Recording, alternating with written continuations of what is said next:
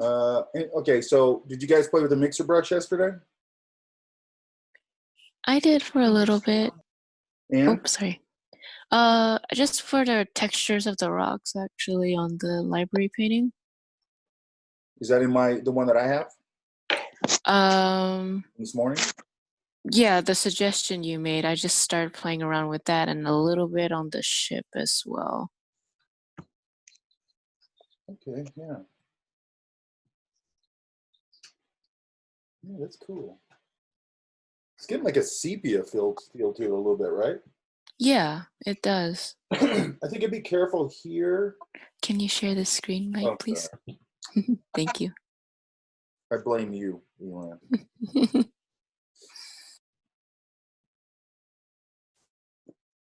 I think I did a little bit too much on the trickle. Yeah, I was gonna say be careful where it gets really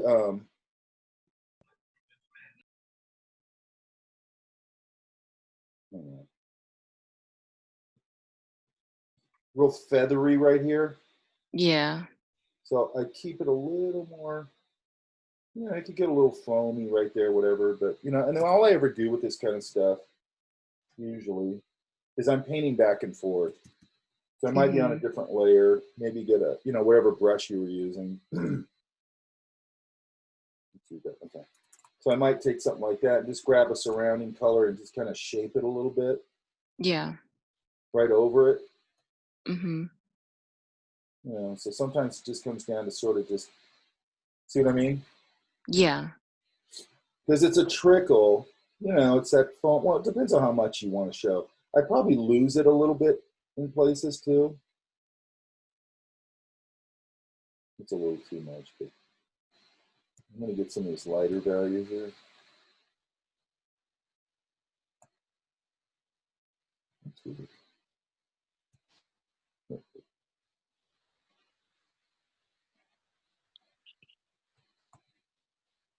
So it's always this back and forth. And the nice thing about going back and forth is that you're painting shapes over shapes. So what you're doing is piling a lot of shape information, which is kind of nice. If you look at, I always say that painting is really just piling shapes into shapes, right? Yeah, I get Then when I that.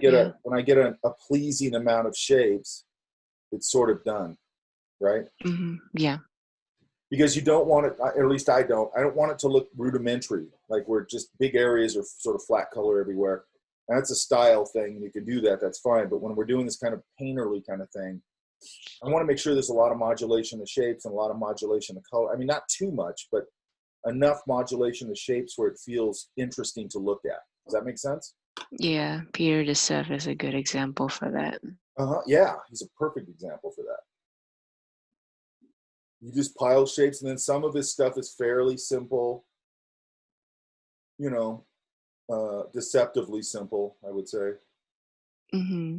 Because you look at it and you go, it's like everything else. When somebody's really good at something, they make it look easy, right? Yeah. And then you look at it and you go, oh, yeah, no problem. I can do that. And then all of a sudden you go, oh, Mm. crap, it's hard. You know what I mean? Yeah. Because Yeah. simplicity, for whatever reason, simplicity is hard. I get it. Yeah. Mm-hmm. And, that's the thing. At least for me, that's the thing I'm always chasing is simplicity. Um, and, that's the hard part. It's all that thing you always hear about musicians where B.B. King or whatever, all these guys play a million miles an hour. B.B. King would do one note and you go, okay, that's all you needed was that. You know what I mean? Yeah. That's all you needed was that one note, instead of all this like, all this crap, Okay, now what are you going to do? Oh, I love that sail. Thank you. Right here, that's nice. You know what you should look at for that? I Yeah. hadn't thought of this. For like color and just, this guy's a monster.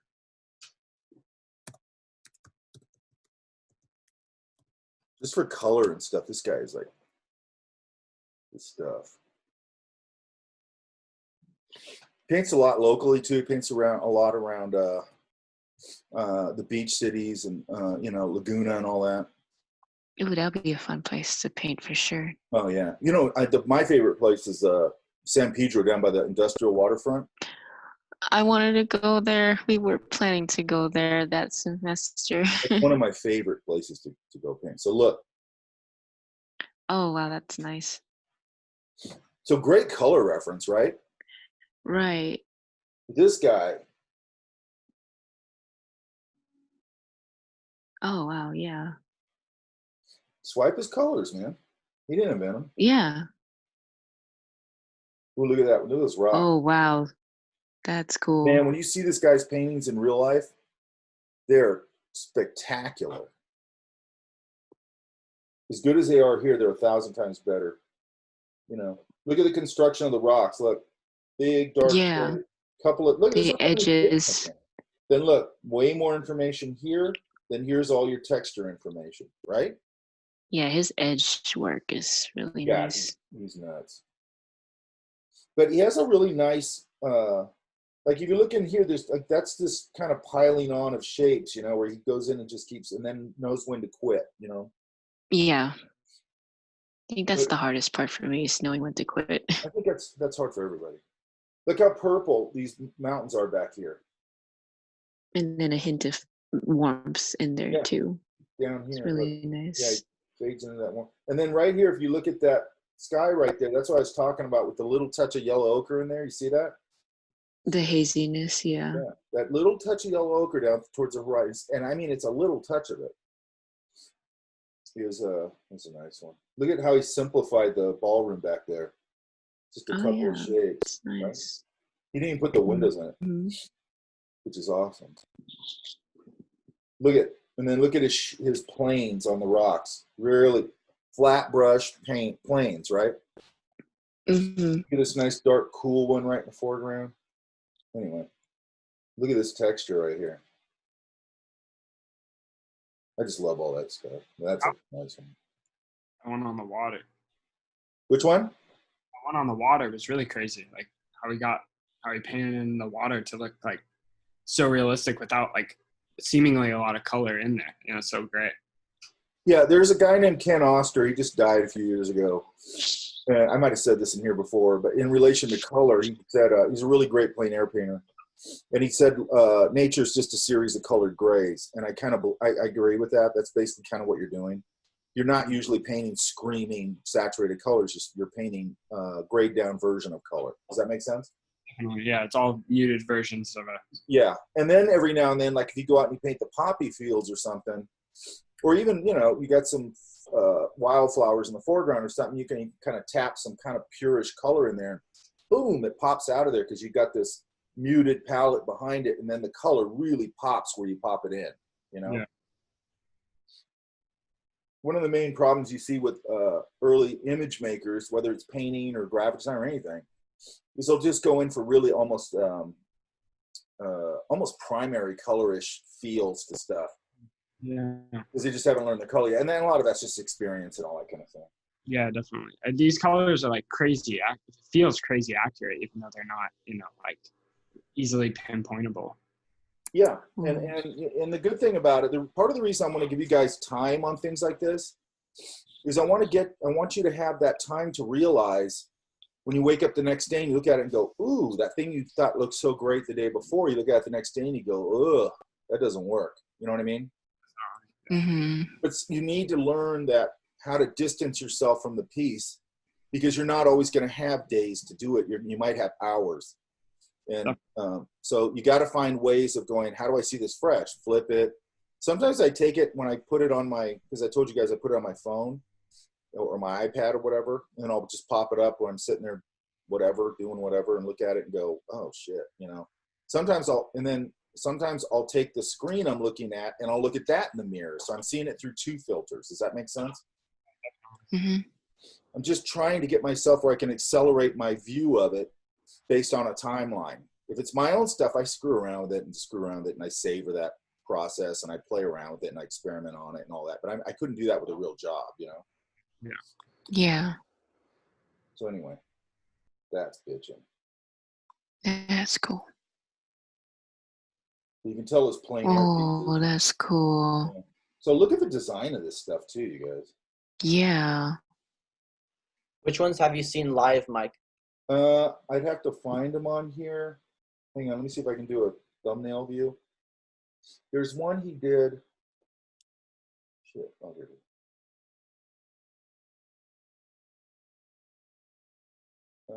Might be. It was sort of like this, but I think it was more sunsetty. I've seen a couple of his.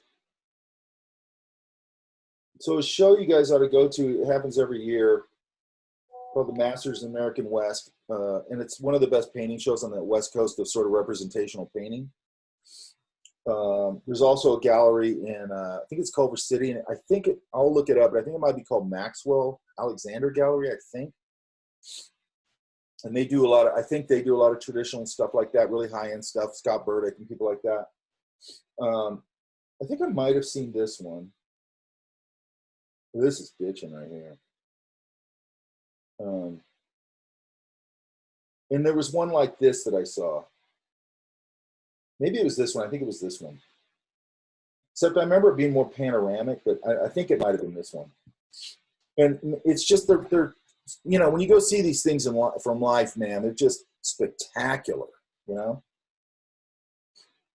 You can't get a sense of, on here you can look at them and go, wow, these are really cool, but in life you just get a whole different vibe from them. I think this one might have been, it's one of these, like, these coastal scenes with the sunset. One of those. Look at this one. Wow. You know, and a lot of these probably are painted from life. Well, I mean, you can tell the ones that are painted from life, basically. They'll usually be a smaller size.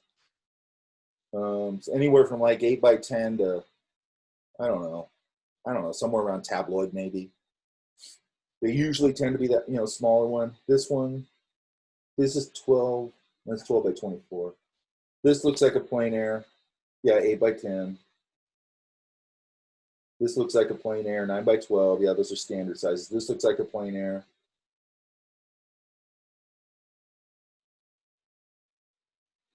Wow, that's cool. Look at all these lost edges in here, you guys. That one's really cool. Yeah, I mean, that's just like... Yeah, that's He has an interesting story, too. I think it's either him or another guy came over from...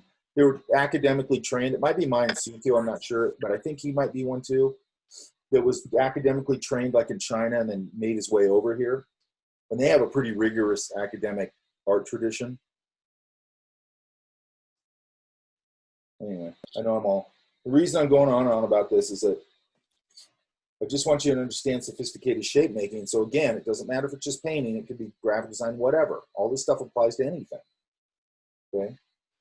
And I'll be out of this paint talk after a little bit.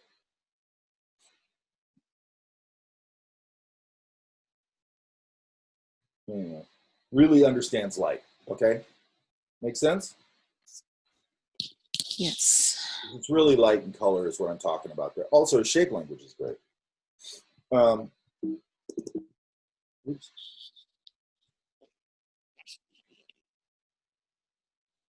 Now, where are you going? Do you know? By the way, there's a lot of points along the way. Like even in that demo I did for this, there's a lot of points along the way in that demo. You could go, okay, that's done, whatever. It just depends on what it would be for, right? Mm-hmm. Like there's points where I could call this done, you know. But what I'm trying to give you is a little jumping off point. Just experiment with a lot of different things, different brushes, color building, edges. Now we're adding the mixer brush into it. You know, all that stuff. Does that make sense? Yeah, that makes sense. But I mean, there's a point in here where I'd start coming in and going, okay, because it feels a little more daylight, which is cool. You're doing a little more of a daylighty thing. Then it becomes a different. I love this right here. Like that's really nice the way it fades off down there like that, and it gets a little bit of warmth up here. Thank you. Yeah. And there's a little amber light out here. Let's say it looks like it's coming from like there. Mm-hmm. You know, this can get little glints of it maybe. I love how subtle. Yeah. I just like how subtle that is. Thank you. That's cool. I like it. I mean, Thank the more I'm you, looking at it, the more I'm kind of going, you want to keep screwing with it? I don't know. You know? And then what I do is then I go, I was just listening to a podcast with, I've showed you guys his work. Jason Seiler does this really heavy, kind of realistic, distorted kind of thing. And he was saying the same thing. He goes, at some point, he goes, I'm just going to generate a a flat version of it. You know, I saved my layered version, generate a flat version, because he goes, at some point I just want to paint. And that's how I get to, I go, okay, now I just want to paint. And I've got it all set up. So now I just want to go in and start thinking about my brush work and where I can pop things and just go in and paint. And I don't want to have all these layers, you know. Some people want to just keep working on layers. That's fine, you know. Then I build more layers. Then I generate another flat version, more layers. I just keep screwing with it. Does that make sense? Yeah, that makes sense. You know, and then I might go, maybe I'll do, let's do this.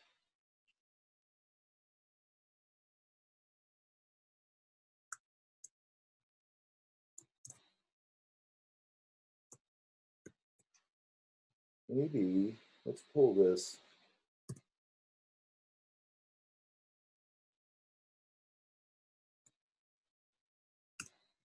I have somewhere in here. Hopefully I still have it.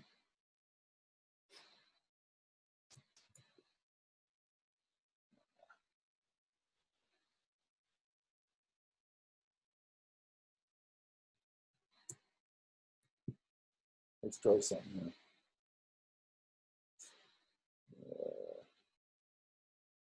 I know I have it in here. Let me find it.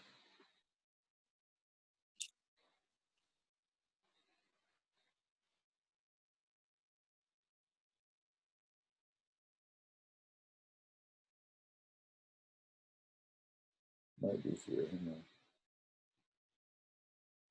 on. Yeah, it's right. I'm going to drop this in here. Let's just do this. Let's get a little more breathing room here. I don't know if this is going to work or not. We'll just try it.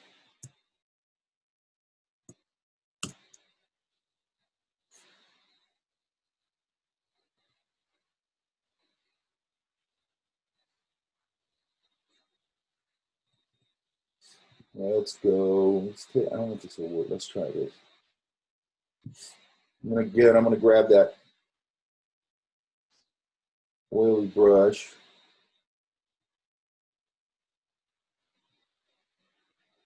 I'm going to try it on the outside. I don't know how this will work.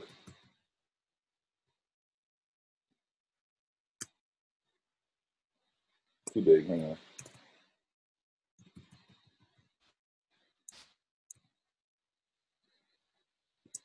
A little too big.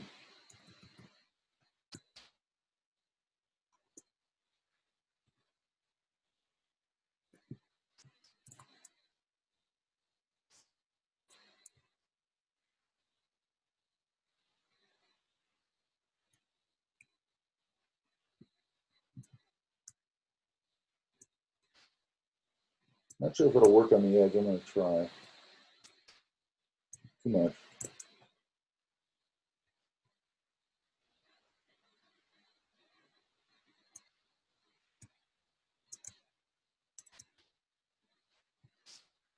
I'm just going to do this real sloppy.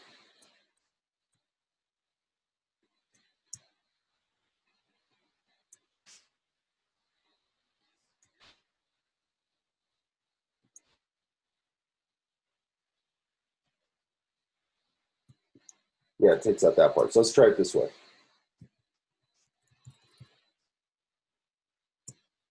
Oops.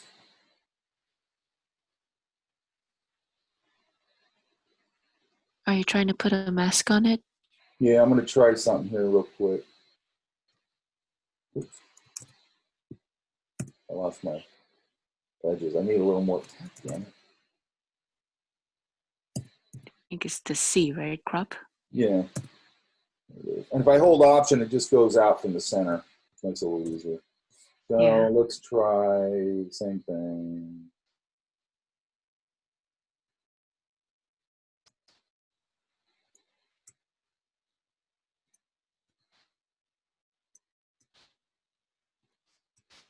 I'm going to try a couple things here. Oops, hold on.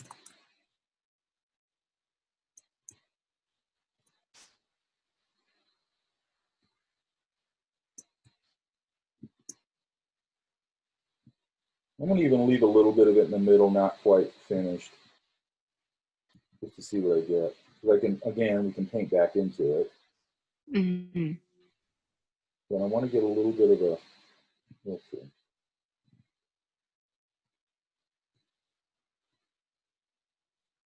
That's a nice little texture.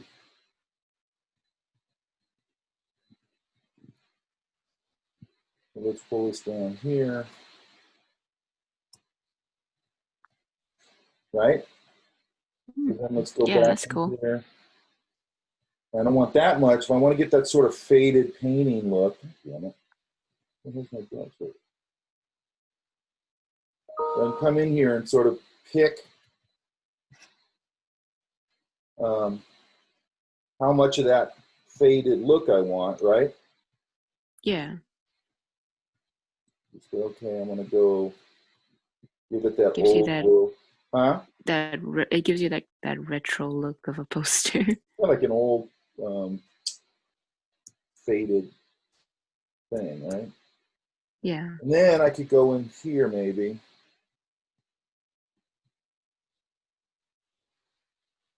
Oops. Let's do it this way.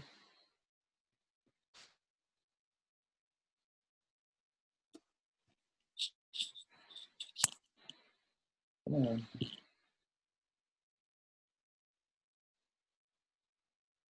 Yeah. Let's take this.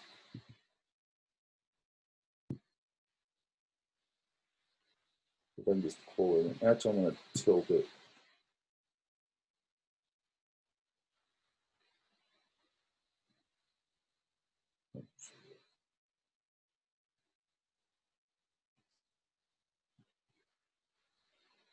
It's part of the mask right now. I don't want it there.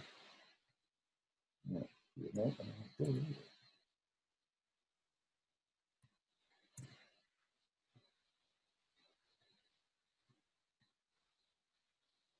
See if I can do it now.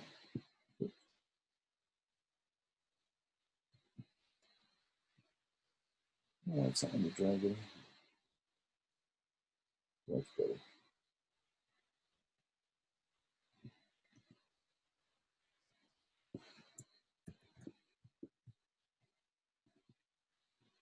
I'm using something to drag it, which I'm not sure what's going on there.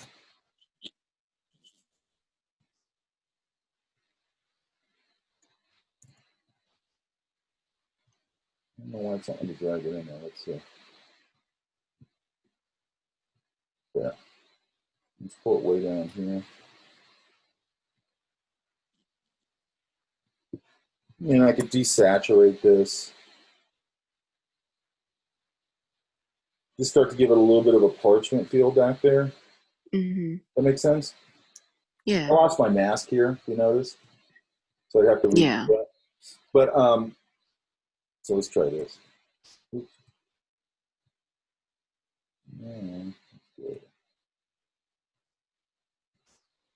I'd have to put my mask back on. But you get the point, right? Yeah.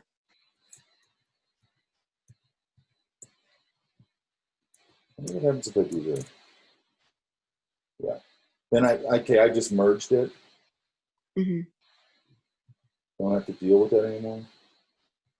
I normally wouldn't do that. I just figure out what's going on, but it's fine. That's better. Make sense? Yeah. Now another thing you could do, you could go find like a crackleture, right? You know what that is, right? I don't think so. Like on those old oil paintings, how they're all cracked, the surfaces. Oh, okay. Yeah. You could either make a brush out of that, or you could go find a texture of that and overlay that over it and sort of give it that old world flavor, right? Mm-hmm. This is what I like is once you start getting it sort of towards the finish thing, you start playing around with it. I'm gonna look at one more thing here. I don't know if I have it or not. Let me see.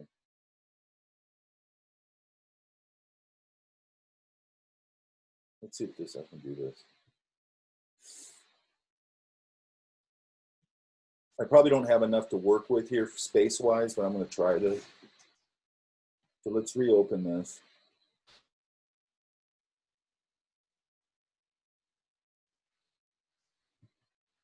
Yeah, I do have it. Okay, hang on. Let's go back.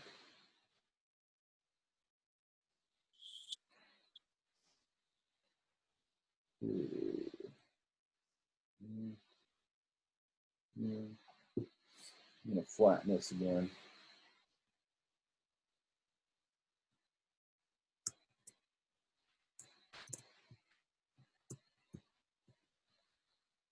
And then, you could do sort of a Drew Struzany border thing here. Yeah. Like,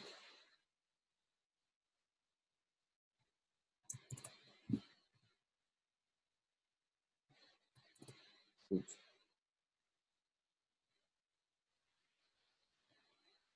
Well, let's put this underneath.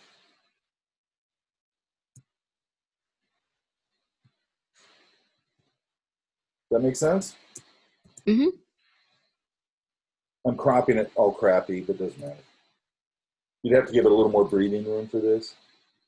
And then maybe I do that. And then maybe I grab this again.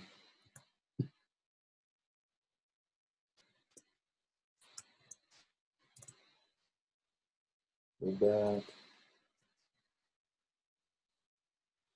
Because I don't like that hard edge.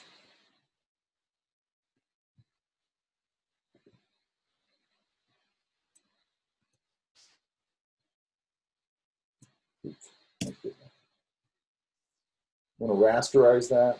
I don't want to screw around with it. And then I could maybe select this, do another layer behind it, because I don't like that hard edge. And then maybe take some of that. And then I'm going to go up here. I don't know if you guys remember this. I'm going to go up here to filter, or not filter, select, modify. Now I'm going to go expand. Let's try 10 points. It's not enough, so I'm going to go select, modify. I don't want to contract. Select, modify, expand. Let's do 30 and see how bad that is.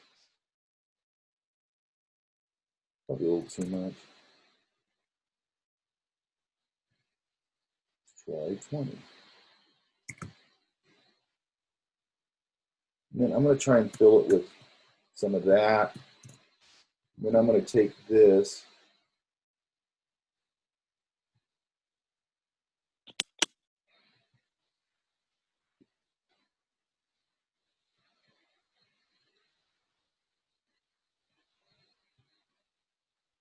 And start to play with it in that way. Does that make sense? Yeah. So a bunch of different ways you could present, final stuff. Okay? Mm-hmm. Does that all make sense? Yeah. The reason I'm going back there is I want to reiterate other tools we've done that maybe you've forgotten about, okay?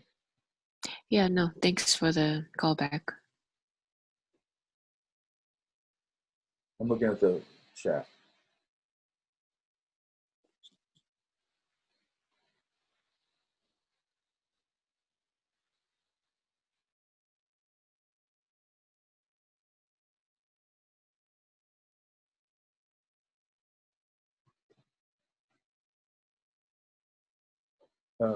Ryan's asking about sound issues. If you're on a Mac, I'd go into your audio under settings and see which input or output or whatever you're getting. It's working on my phone. I just switched over. Okay. It might just be what you're selecting as an input device. Yeah, I don't know what it is. I tried a few things, but nothing would work. Or go into your preferences on Zoom. Maybe there's something in Zoom. Yeah, I know. I did a bunch of tests on it and nothing worked. It might be the Wi-Fi that I'm on. So how you feeling, by the way? Good, much better. Thank you.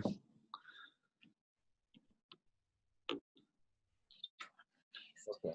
All right. Okay. So Elan, did you say you used any of the mixer brush on that? Yeah, just for a little bit on the ship and the texture on the rocks. Is it all making sense? Yeah. So you guys get it right off the bat. You can see what a handy tool that is, right? Yeah, it was. I was pretty stoked with how much variety they provided with that, like with all the custom modes as well. So yeah, and it's really a nice. It's a really nice painting tool. You just have to get used to yeah, it. And the It main like it really, yeah, it really emulates traditional painting for what I sure. like about it is it emulates working into a wet canvas, which I really like. Hmm. You know, because that's why you're always trying to keep those canvases a little bit wet when you're working on them, so you come back next day and it's still wet into wet. You know, and sometimes you oil the surface with a medium, so you go back into a wet surface again. You know what I mean? So it kind of emulates that endlessly wet surface, as wet as you, dry as you want it. You know, Hmm. which is a pretty nice thing, obviously. All right, let's see. By the way, I put the assignment up for this. I'll put the. I'm not going to put the assignment up for the canyon and the planet until I sit down, and because I got to find all those, and then I'll just put it up when I do it, and I'll just put it for that day. So don't worry about that. When you see it, don't think it's some new thing. I put the one up for this. I'll put a finals folder up for it today, right after class, and then that's it. And then, by the way, get them in there on time. If you want to keep tinkering with them, keep tinkering with them. Okay. If you could check mine out a little bit, I tried to like add a little bit more color and some light and like bring the colors more into the environment, but still having a little bit of a hard time. I tried to like add some like lighting to the rocks too, but it definitely doesn't seem to like feel as all like cohesive as I would want I it see to what be. you're saying. Number one, you guys, you got a guide here. So if you want to get rid of that, go up to view, and here's your guide stuff. You can lock them or clear them. And I don't know, we probably talked about this, but you can pull them right out of here if you need a guide, okay? And then these, see, mine aren't locked, so I can just pull them back up. You can pull them out of here. And then the other thing is if you need to measure this for some reason, like if I want to know from, I don't know, here to here what that size is, if I pull it from the corner, that will set that to 0. So that's 0 right there if you look at it, and then it's 0 over here. With both the zeros, XY axis or whatever it is, are zeroed out to that point. Does that make sense? So if I measure it out 3 inches, I know it's correct from that end. Does that make sense? Yeah, I got you. Okay. I think the main problem is that these two colors are disconnecting. So, Yeah. and then I think this is probably too saturated. And I might want to come in here and figure out a little bit of, let's see, I'm just gonna do this to see if it, hang on. I'm just gonna do this to see if it works. I like to test my color before I go in and try some big thing. So let's go.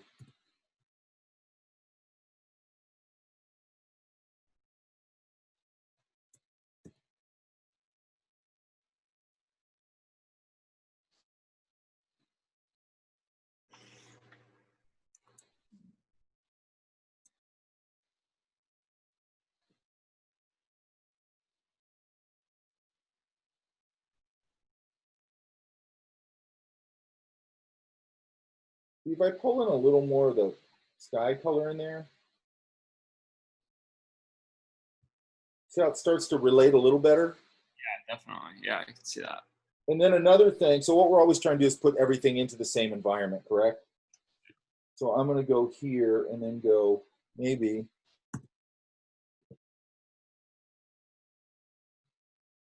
pick up a little,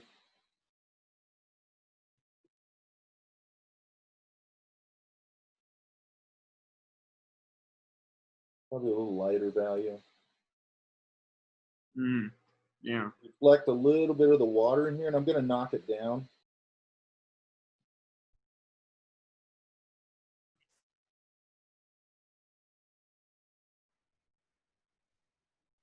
And then I probably have to, if I do that, see how it starts to pull it together a little bit? Yeah, definitely. Yeah. And then I might go back in here. If I don't do an overlay or something, because a lot of times I just do, or you could do it with your mixer brush a little bit. There's different ways you could do it. You know, then I'd come back in here probably and make sure that I'm reinforcing anything that I painted over. And then I'm going to come in here and finesse it a little more. I'm going to erase some of it out with a soft eraser. Just a soft brush. Now I'm going to really knock down the opacity. And just sort of knock it down a little bit. Yeah. You know, and then I have to go back in probably and reinforce a little bit of like where I lost that structure right there. Make sure that stuff's still there so it doesn't get mushy. Yeah. And just reinforce things and stick. Now you're gonna. It starts to pull it into the same universe, Yeah. same environment, or whatever you want to call it. You know, and then I'd adjust this up here. It feels a little saturated to me. And then, you know, and then make a statement on this building, like what color is that building, right? Yeah, for sure. I think like one of the issues that like my eye is like obviously drawing to is the color of the cliffs, and like I'm trying to like I tried to reflect some purple on that, but it didn't really like come out how I wanted it to. And the cliffs definitely like the color feels like the most out of context with it to my eyes. Like trying to like bring that in and like mess with the color on that. What I try to do with a big shape like that is I initially try to do something that like overall, it's like when you go painting from life, okay? Mhm. I'm going to block in that whole mountainside as kind of just a big washy shape, right? Kind of like how we started this. And then I'm going to start, you know, going. And what I have to look at is if I look at a mountain or whatever, hillside or whatever. I was just looking at one up here the other day. And you go, okay, it's got various greens in it. It's got shrubbery. It's got trees. It's got dirt showing through. It's got a road coming through it. It's got all these shapes within that shape. But what I'm looking for is like, how can I overall establish that shape where it has the right feel of the whole thing? And I usually try and find some overall unifying color. And in the case of that, it's probably going to be some kind of green. You know, but I want to make sure that I'm kind of covering my bases there, and then I could come in and start putting shapes within that shape. But I got to make sure the big shape's working first, just as an overall statement. Does that make sense? Yeah, definitely. Yeah. And then I'll put in the background, do the same thing. And up here, if I'm looking towards the valley floor, so I'm a mile up, I'm looking down, that becomes just a big smear to start with of usually some sort of grayish, bluish, grayish, whatever it's doing, right? And I got to get that just right. So when I put in that mountain, all that stuff sits back there behind it. And then I can start working into it, you know. But everything gets established as an overall idea first. So you might want to look at, I might have some reference here. Hang on.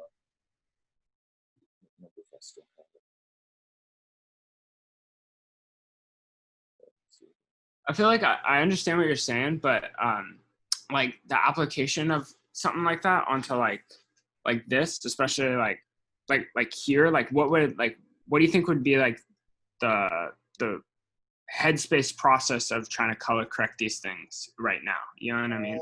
Well, I think you have something going on here. I like the cool against the warm. Yeah. I think I also have to go, how lit is this in relation to all this? Is this lit too much in relation to this? What time of night is this? Is it early evening? Yeah, I'm thinking of it as like twilight. That's how I kind of like envision. Okay, so then I can have a little bit of warmth in it. Yeah. You know, if I'm going to say it's twilight, then can I come in here? And again, I just start experimenting.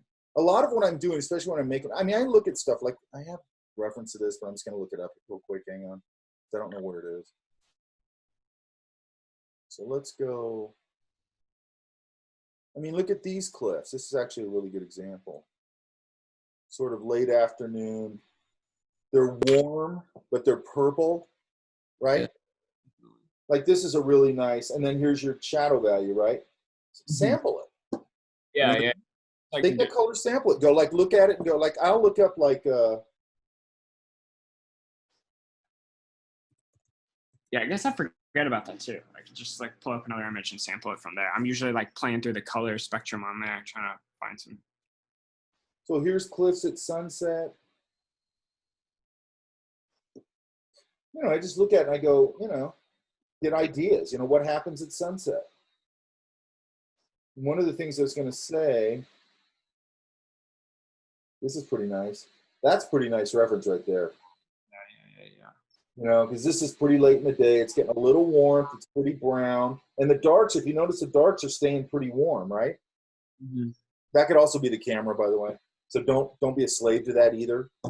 But I might, if I'm saying this is late afternoon, I might come in here. I'm going to put a layer over this. I don't know if I can do this on color layer or not. I'm going to try it.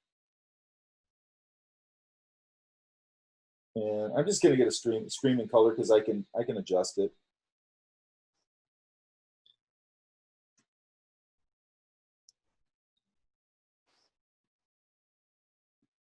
I'm going to push this more into the orange range.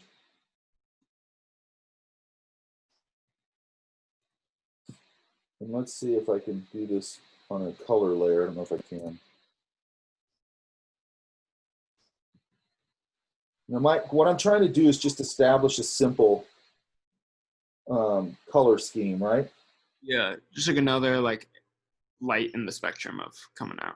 Yeah, so if you're telling me it's sunsetty, I might go, well, let's try making it sunsetty, you know? Yeah. And again, I'm not trying to make this completely work it. I'm just seeing, does this work at all? You know what I mean? So it's not going to be, all I'm doing is just going, you know, what if I introduce like more of a sunset thing in there? And then it'll usually go, it's thinking, hang on. And then I'm going, okay, this is too screaming purple right here, so hang on. It's got to think endlessly. Did you try any of this mixer brush stuff? No, I didn't really yesterday.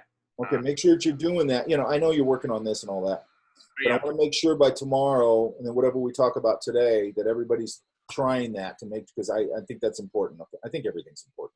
Yeah. I'll like be using that a little bit more. I think especially now where I'm going for more mixing the colors too, you know. So I'm going to flatten this just because for speed. I still got my sunset there. Now I'm going to go and get a brush, and now I'm going, that's way too screaming orange, Yeah. or this purple, I mean. So I'm going to knock that down and pull it into the same atmosphere a little bit. And all I'm trying to do is find out, like, can I make this sunsetty idea work? And then that helps a little bit to get it. Now, if I did that, and I'm just doing this on one layer to just try it. Yeah. And then I'm just going to go, okay, so it's weird it's still taking that long. Give it a second. Now I'm going to go, I want to make sure this is a small canvas. Yeah, 72. Let's just push this down to 15, maybe make it a little easier to deal with.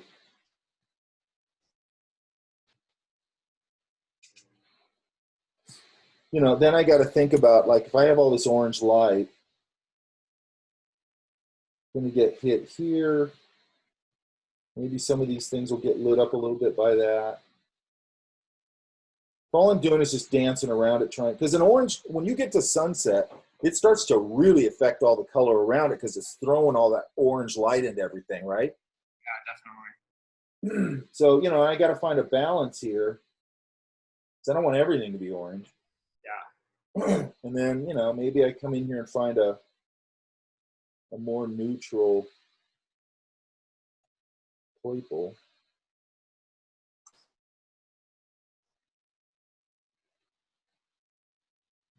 Too much. So what I'm trying to do is just sort of wash in, find my idea, and just sort of wash it in. But you can see how we're trying to pull the color together somehow, right? Yeah, definitely. Yeah, I think just adding that that other color of the orange too actually helps a lot. You got a lot of blue. What's your complement? Orange, right? Yeah. Doesn't always work. And then I can go through here and go, maybe this isn't the right overlay. And I'm just trying to get ideas. That's a lot more subtle there. Just trying to get ideas. That's kind of interesting. Too saturated. And then I go through here, and sometimes this will give me an idea. And it might be something really funky. That's kind of tricky. But it might be something, I might land on just an idea, not necessarily that it's the whole solution, just on an idea for color. Yeah. That's kind of the sunsetty palette right there. Like if you did your clouds sort of in this pinky, warm tones, that could be cool. Yeah, definitely. So what does that make me think of? That makes me think of NC Wyeth, right? So everybody knows NC Wyeth. Yes, he's really cool. Yeah, he's amazing. So look.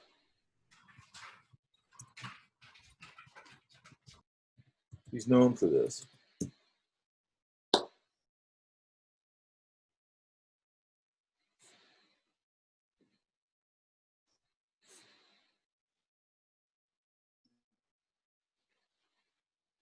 Those nice pinky clouds, Yeah. warm. Like, you know, everybody emulates this, by the way. See it constantly, okay? Where everybody's doing the NCY clouds. And it's fine, you know. He kind of created this language, and we should all, you know, there's nothing wrong with speaking the language. But anyway, kind of the same idea here a little bit. Yeah. Same idea here a little bit. On and on. These kind of pinky ideas.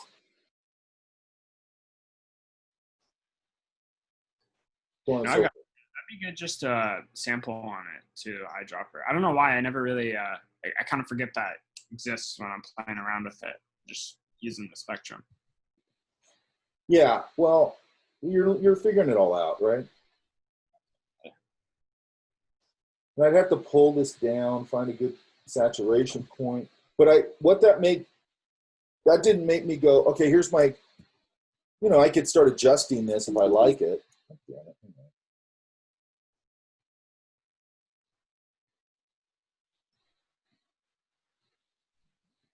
If I like it, I can start to adjust it. What I'm really looking for here is just an overall idea.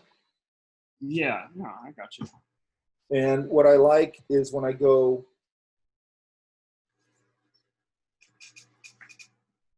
yeah, it's like it goes right from either completely unsaturated to totally saturated. Anyway, what I like is then it calls my brain back to that Wyeth idea, and I go, ooh, I could do kind of a, you know, that kind of warm cloud thing. That'd be really cool looking, right? And then maybe I'll go look at Wyeth's paintings and go, how did he handle the way that hits the beach and all that kind of stuff, and just get some ideas, right? Absolutely. You know, and then some of this now probably needs to reflect some of this warmth. So if I go here, and right now it's, you know, it's hyper saturated, but again, maybe I go, and all I'm doing right now is just, again, just trying to get some ideas, and then sort of do a quick little pass over it, and then go, you know, does this, and I get some of that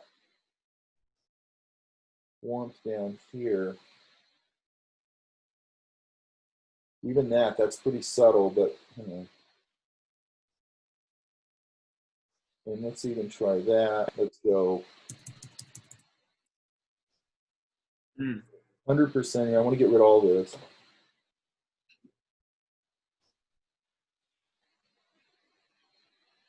Oh yeah. And then pull this back a little.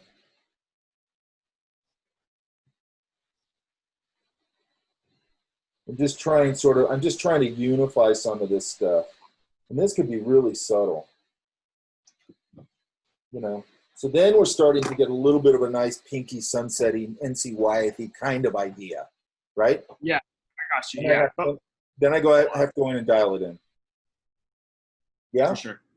Yeah. Okay. Sounds good. So, yeah. So what I'd look for maybe is a little bit of reference to like what's going to happen with those cliffs. You know, is there a way for me to unify them right off the bat that fits into this environment? Yeah, I think we're going to the beach later today, so I'm gonna There take you a go. little. That's the best. That's the best reference you can do is go look at it. Yeah. I do it all the time. We get these crazy what I was doing last night. Like we get these crazy sunsets off the deck, and last night I was looking at it and I go, it was like really hot, yellowish light, really orange, and then it shifted yesterday into this really beautiful sort of cerulean blue sky. But what was interesting is it's hard to mix it because you go, it's almost like there's not that much. There is a little bit of a transitional color, so it goes like yellowish, orangish, and then it does have a little bit of like, I don't know, sort of a purpley thing, but it's really subtle. And then it just gradates into this really beautiful kind of cerulean blue. Does that make sense? Yeah, definitely. Those things are really interesting because I mean they're dynamic too. They keep moving. I mean colors keep changing. The sunset's only 30 minutes or so.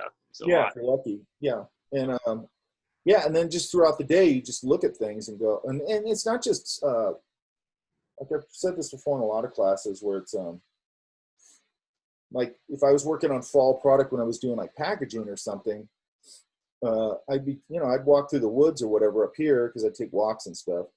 And I just, have my camera and I just go in and do these little close-ups like on lichen on a rock or, the trees in the fall. And, I just kind of do these little abstract paintings of things, usually up close, bark, the way the light's hitting the bark, Then you come back into your team on Monday and you go, okay, we got to do all this fall stuff, and you print all those out or whatever. And then you put them up on your style board and you go, there's our direction. There's fall. You know what I mean? Yeah. Like now, how do we pull a design idea out of that stuff? Right? Sure. Yeah. It's not just taking the textures and doing it. It's like, okay, how do we translate this? And that's why I like to shoot them as like little abstract paintings, because then I take myself out of like, oh, it's like it on a rock, into like, oh, that's just a really beautiful color thing, and look at the way it shifts to pink, and and maybe I first start off with a color palette, right? Yeah. And with that kind of stuff, you're not reinventing the wheel, to be honest. I mean, you're doing fall. How can you do something interesting with it? Because fall is fall, right? Yeah. Looking in the chat. Each put $5. Huh? If I catch the biggest fish, you owe me 5. If you catch the most, I owe you 5. If someone runs the table, they get 10. Okay.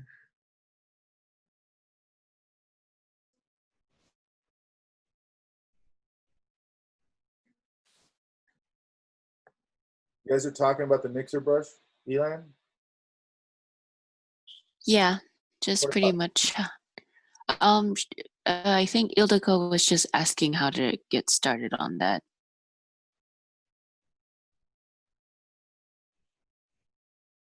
Yeah, watch the video from yesterday. That's the starting point, right? hmm But I like you guys talking to each other because you guys are gonna also find things that I never thought of. Yeah.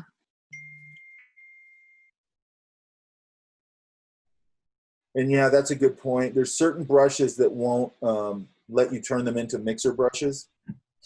I Yeah. think those are brushes that already have so many parameters around them, like the group brushes, and they already have so many parameters around them. I think that they don't, and they started off as tool presets. I don't know if that has something to do with it, but they just don't like to be. The ones that are just sort of your standard brushes, or like yesterday, we made a quick fur brush, remember? Yeah. Like those you can assign to a mixer brush. And then also, I know we talked about this, but let's look at this real quick.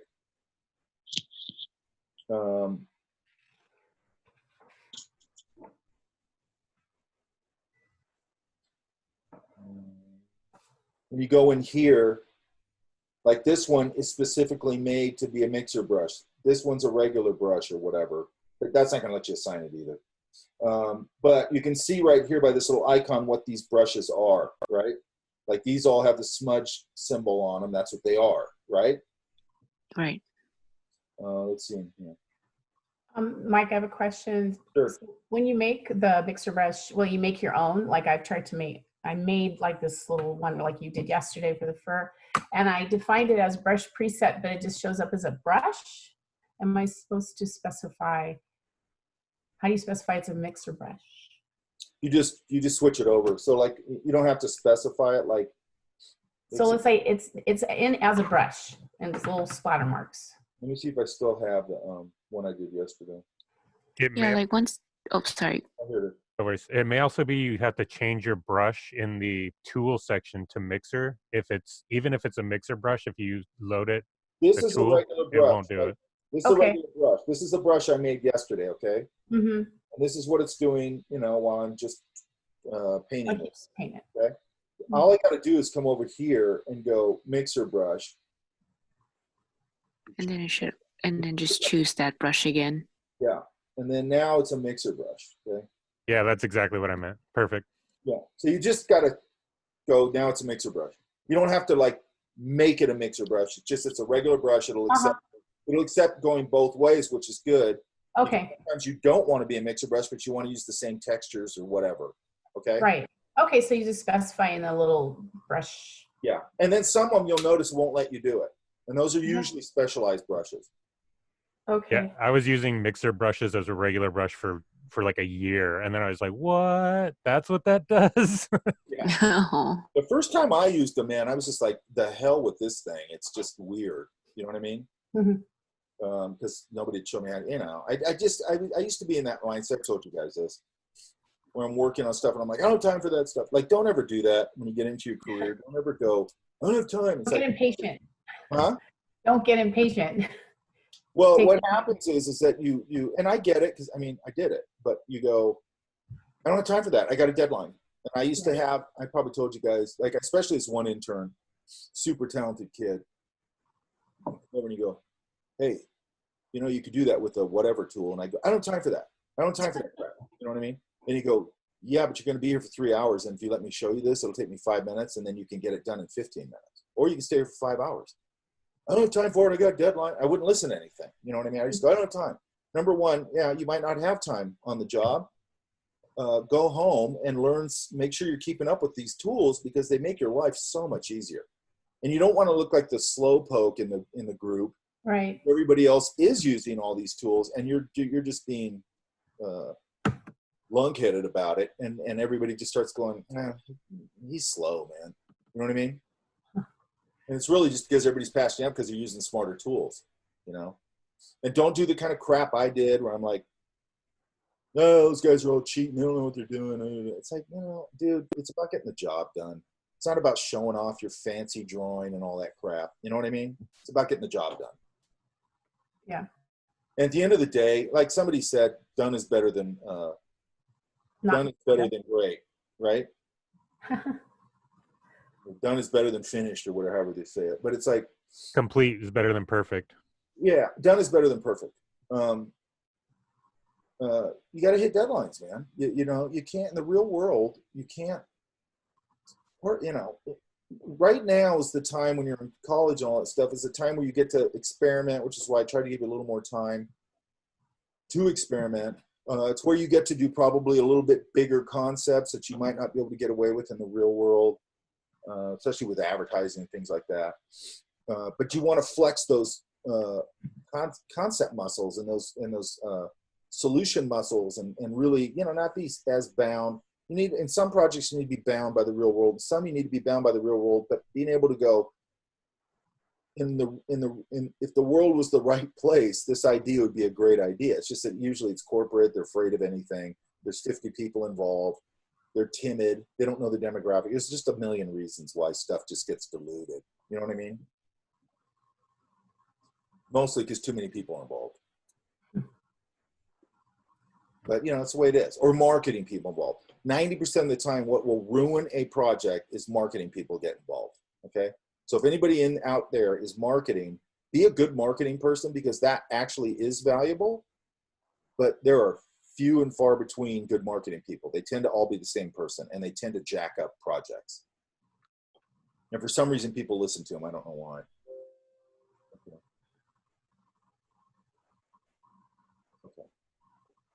Well, does anybody have any other questions about that mixer brush? Is everybody getting it? Mike, I was wondering if you can critique my ship. Not really much on the mixer brush. I was focusing more on the ship last night. That's fine. I know you guys are working on two things. Just by tomorrow, I want you guys, because today I want this thing done, uploaded. I already put up the thing for it. I'll put up the folder for it today. So just whatever your final version of is, throw them all in there by midnight.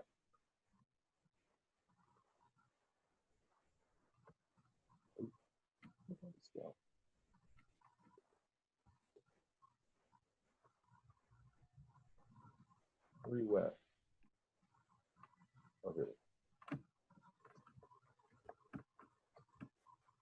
I think I would I'd soften this up, right? Yeah, I was trying to emulate what Elon was doing yesterday, and so I just threw that in there. Okay, so soften it up, and then you're losing all your background information here. Where is that layer? Hang on.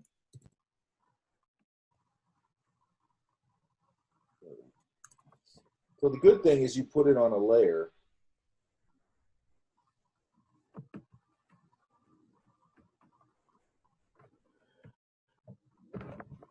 You can kind of come in here and play with it. Let's see if anything jumps out at you.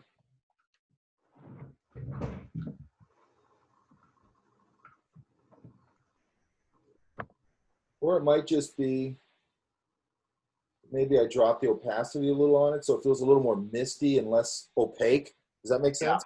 Yeah. So to me, that's working the best. We just pull it back because it could be a very foggy environment. That was the goal I had in mind. Just trying to make it very misty. Yeah, so I mean, you can carry that idea around too, by the way. You can kind of come in here and, you know, mist out.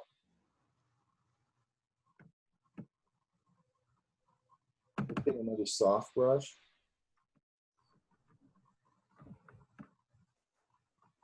My office smells like there's a busted pipe in here. It's weird. I know everybody wanted to know that. So I'm going to go to my general brushes. I'm going to get a real soft, round. I'm going to put a new layer over here. Because I'm just experimenting to see what works. And I'm going to pull the opacity way down. So maybe I could get some of that down here, a little of that misty idea.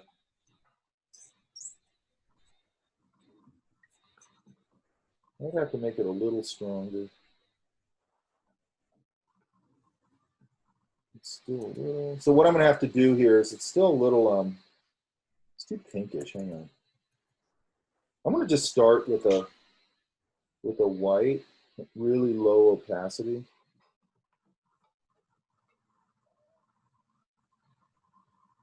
And then what I'm going to have to do here is I'm going to have to, so I get this idea of that foggy stuff in front. Let's try this.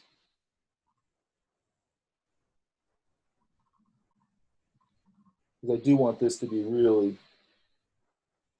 foggy looking.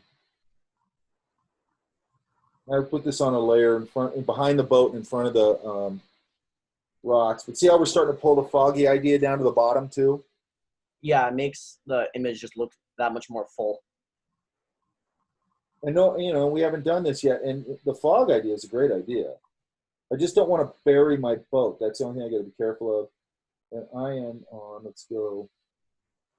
So now I'm using that just add water thing, which just makes everything really hazy. And I like that idea. I think it's a cool idea. What do you think?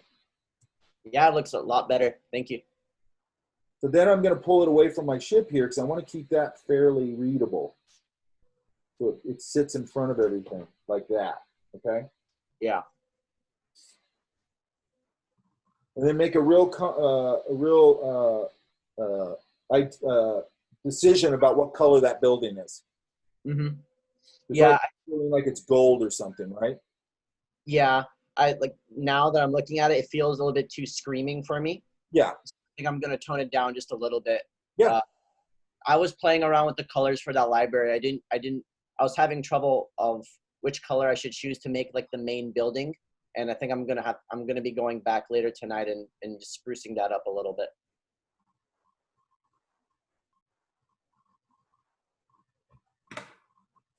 What if I just go, well, what if I go, again, if I'm not sure, I might come here and just go through the color spectrum. And just go, does anything work more?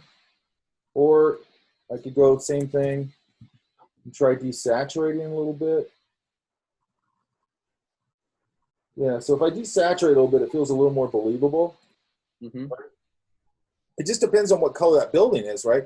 Then you got to remember this is a hazy, foggy environment. So what's going to happen is that as you're looking through a lot of fog and all that kind of stuff, you're going to lose a lot of color, and it's going to become, you know, you can have little hints of color in there, but it'll get pretty desaturated, right? Yeah. And up here, that was weird. Up here, because I'm in the mountains, sometimes when it gets really during the winter, it just gets real gray and misty. And it looks like it's underwater. It's really interesting. I have a bunch of pictures I took a long time ago just going around the mountain, and everything looks like an underwater scene because everything sort of gets the same gray. You lose all this color. It becomes, you know, all the trees that go even, I don't know, 20 feet back from the tree you're photographing, look, they just like gray silhouettes against a gray wash kind of thing. Does that make sense? Yeah, during the winter, there's plenty of overcast along the coast, and whenever I go out surfing, I can barely tell the difference between the seawater and the sky because Yeah. they're practically the same, and I can hardly see a wave coming in because they're just so similar. Yeah, the horizon just disappears. Hmm. And that's a good point, by the way. A lot of people don't look at that because it doesn't just happen in the fog. Sometimes the sky and the ocean back there will almost meet in color, and then it just erases or just looks like the sky goes up or the ocean goes up into the sky. You know what I mean? Yeah, I can barely tell the difference sometimes, especially on those really heavy overcloud days.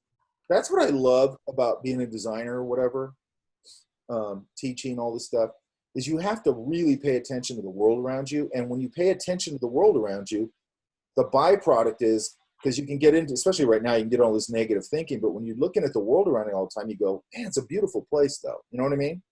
Yeah. I mean, No, there's so definitely. much beauty in the world that people just don't look at. And if you're an artist, you look at it because you go, I got to figure out that lighting. Well, that lighting is really interesting. But at the same time, you're really absorbing a moment of beauty, which I know it sounds hippy-dippy, but it's really not. You know what I mean? Oh yeah. Whenever I try to It's a explain to my steady stream of ugly crap, and I'm tired of it. You know what I mean? for sure. And then this guy up here, I might do the same thing a little bit. I might grab that same smudger brush and go, maybe just soften that up a little bit. Probably a little too much. That's okay. Now it's starting to feel a lot foggier. Yeah? Hmm. You know, and then, so on and so forth. Make sure I introduce a little bit of other color in here because I have a lot of browns, a lot of, color sort of in the same analogous color thing, right? Yeah. And then once you get all that done, then you can start really, playing and tweaking and all that kind of stuff, right? Hmm. The Wacom came in last week, and so I had a chance to use it for this project, and it became so much easier now that I have like more control. Yeah. It just made the whole process like that much more fun. So I had just a blast using that and just getting a new toy and figuring out how to like work it. Which model did you get? The Inuos. Oh, Two. okay, yeah. Yeah. Tablet on the table? Yeah. No complaints. Yeah, you know what? I agree with you. And like I think I said in here, I used one of those for years. I mean, for years, a long time. A little one. I still have one, and I keep it in my bag. But because it's weird. Everybody's sort of gone, oh, I have to get a Cintiq or nothing. And I'm like, go to Best Buy and get a Wacom tablet. They're like $100. And then they go, well, there's a big disconnect for me with drawing on. I want to have to draw right on the thing, and I'm like, okay. You know what I mean? And maybe that's people, they're newer to drawing or whatever. I don't really have a big disconnect with it. I'm just like, cool. I got a drawing tool. You know what I mean? Yeah. And then all your brushes, because like the brushes we make that are like pressure sensitive and all that stuff, they're not going to work with a mouse. Yeah.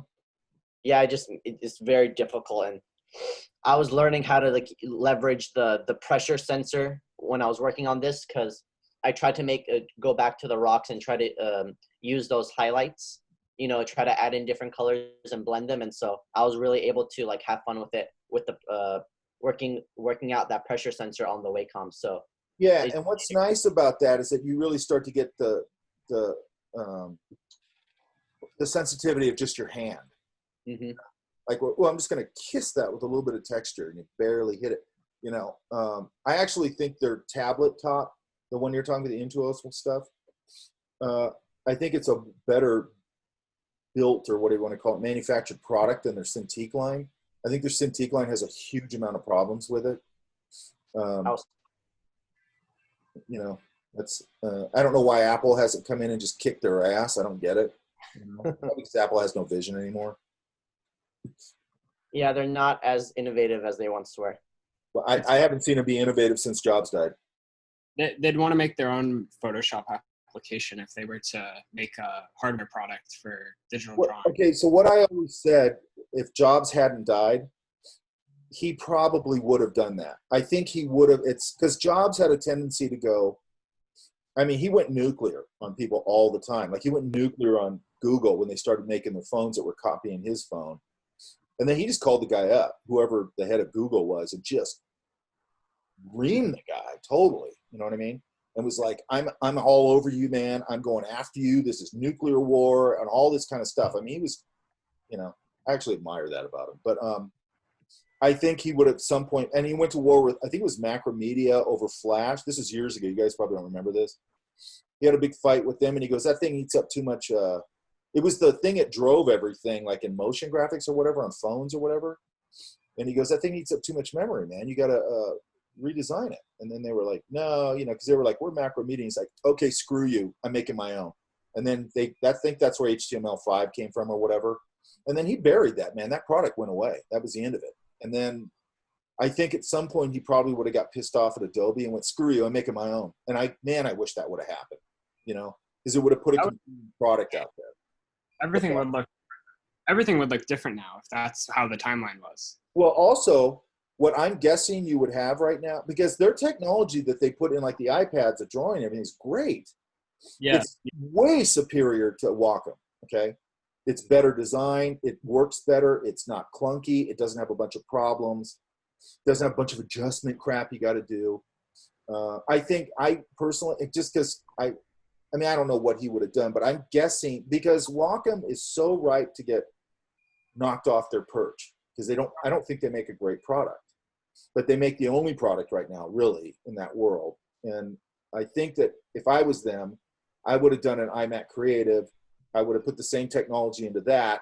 I would have had a simplified Ergotron arm on it. So it's basically like an iMac, but then I can pop that thing off, move it around, and I have all the technology they already developed. And I basically create a much sleeker, much better, probably better priced drawing and painting tablet or Surface.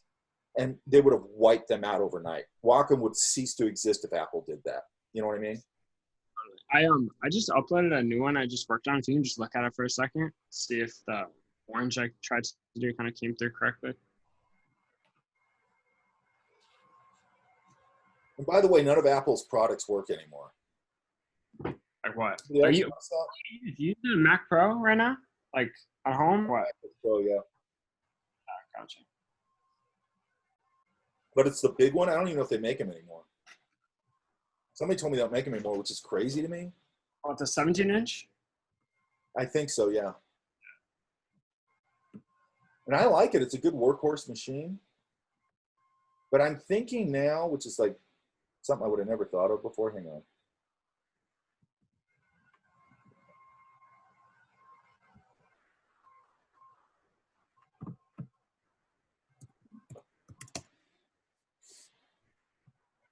Come on.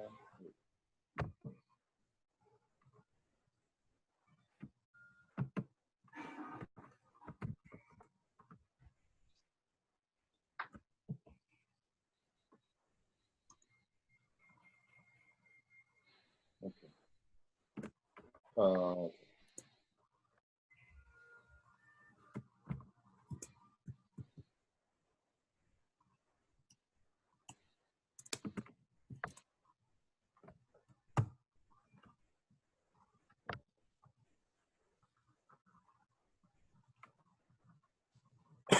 For some reason, Google, I think I told you guys, Google doesn't let me, I'm waiting for it to download. Doesn't let me download whole folders anymore. I have to go in and individually download everything. It's super irritating. Yeah, it's annoying.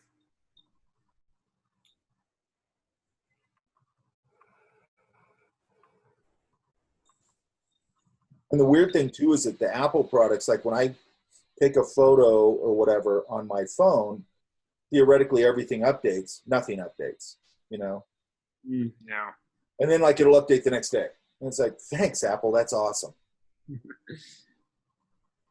They just have so many products now that don't work. Okay, is it this one?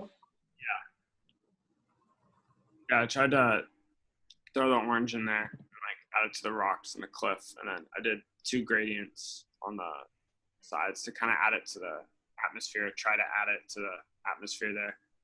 Yeah, so now what I'd want to do is which we kind of did with the fog before, is kind of separate this background from this.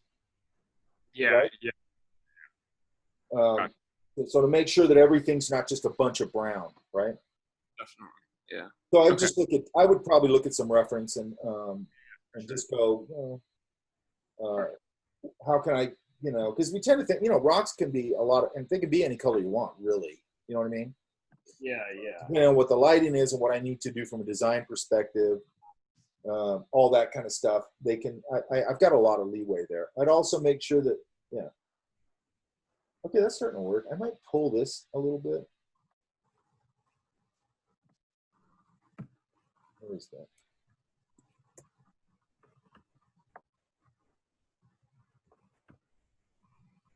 I'm gonna pull that into there a little bit so it's not just on one part. That's a little better. Yeah, that's starting to work. I figured out these rocks and then leave this for now like that. Just get these two masses to separate, right? Yeah, got you. Okay, for sure. And then same thing here. This is probably going to get like these kind of rocks. What I love about these, the foreground one, or you know, any rock, especially in a beach environment, because everything's wet, so it's doing a. I could probably take a lot of different color in here. Oops. Yeah, let's go. I'm going to go pull my opacity back up. I can probably put. Let's try this. That's going to be too much at first.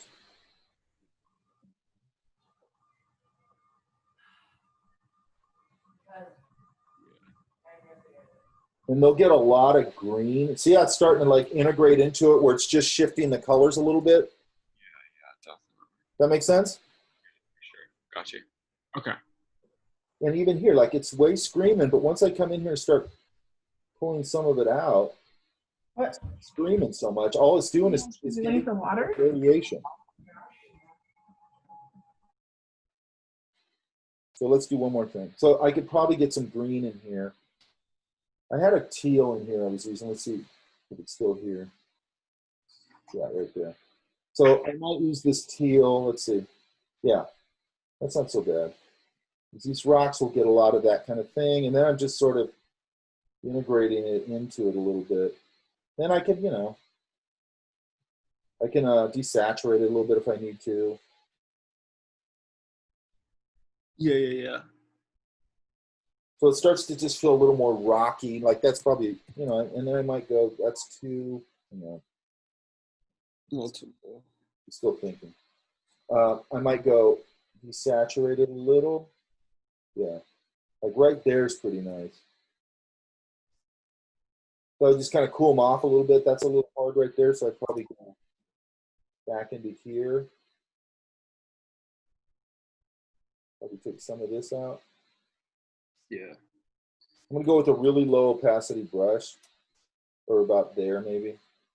Just take some of that out. I like a little bit of it. It's just a little too much. And then that's starting to feel a little more natural, right? Yeah, definitely. Yeah, that's good. I appreciate it. All right, who else do I have here? Hey, Frank, I got a question. Frank, What is it? Oh, sorry. Mike, you could have called me this. That's fine.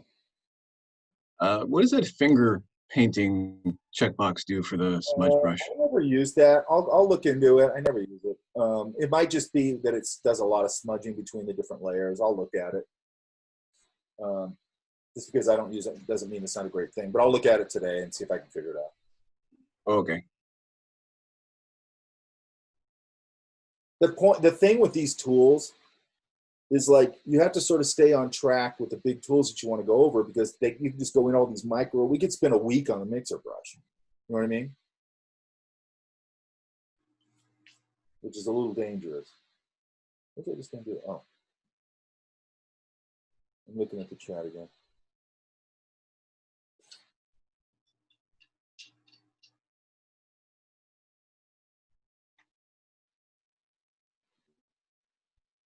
That's interesting. Where'd you hear that at, Mina?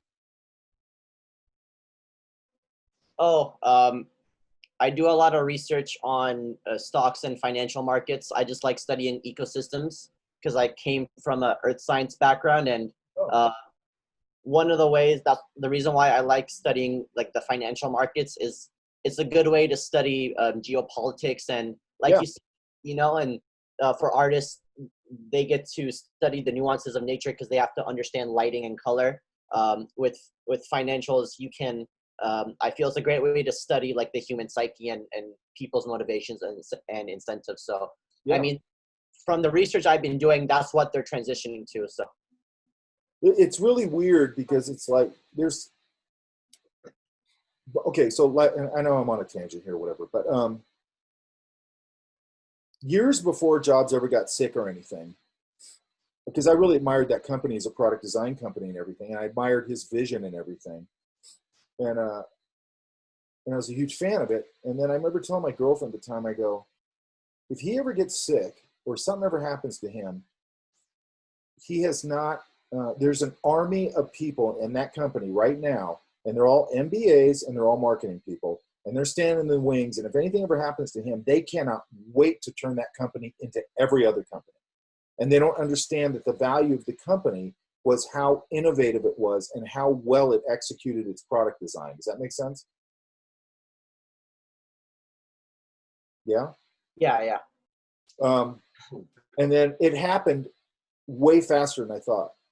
You know how fast they changed that. Even the commercials. I remember their commercials used to come on. And they were like inspirational and they were cool and they were different and all that kind of stuff. I remember right after he died, there was a commercial that came out, and I thought it was a Windows commercial because that's what marketing people do, and that's what MBAs do. Is they go, "Oh, Microsoft's the big thing. You know, that's how they do it," and they just get into this corporate thinking where they go, "Don't you understand? Microsoft sucks. Like their product sucks, and their product ideas aren't good, and their execution isn't good. You don't want to be that company. That company sort of represents everything that Apple isn't." But they just see that as the holy grail of like corporate thinking. And then they just want to make everything like that. And the reason I say that is when you go into the world as a designer or whatever, there's a lot of stuff that makes no sense to you because you're a problem solver if you're a designer. And you walk into these environments and you go, well, why do you guys do that? Like, that's really stupid. What do you do that for? And then when you go in there as a leader or whatever, and you go, hey, I want to change this.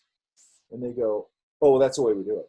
And you go, I know, but this thing we do, I can have this document and we can do it once. Right now, what you do is it goes to 18 different people, or we use this one document and it's done. Well, that's not the way we do it. I know, but this is better. Well, that's just not how we do it. And at some point you just start seeing as robots and they just go, that's how we do it. We just do it like this. And you're like, but it's not a good idea. Or you have a great idea and then it goes into these committees and you're sitting around going, you're just diluting my idea. All you guys are doing is making comments to make comments.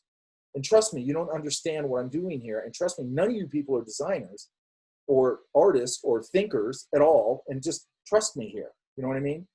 Now, if you work with a great team and then people will bring good ideas to the table. Say that again.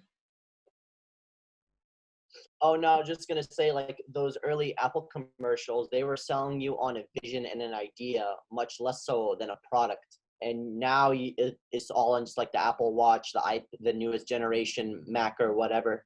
So it's sad to see them declining from, being a less innovative company. And because they made really good products, Yeah, they made great products. The Apple Watch is a weird product to me. I don't really know. There's a whole bunch of problems with that product because I thought about it because I'm so heavily scheduled. They go, well, maybe it'd be useful, because I can keep everything on there for that. But then I started looking into it and I go, because I was just doing this because I'm so scheduled right now. Then I go, I always have my phone with me. So like, what's the advantage of this? It's basically just a tiny version of the phone I have with me all the time anyway. You know what I mean? I don't really know. And then the other problem I have with it, I know, again, I'm on a tangent. It's not an elegantly designed timepiece. You know what I mean? It feels like you just shrunk a iPhone onto my arm. And it's just, to me, a watch is as much about a fashion accessory or a traditional statement or whatever you want to say. And I think just going, well, let's just shrink this down. You look at it and you go, it's just not a good looking watch.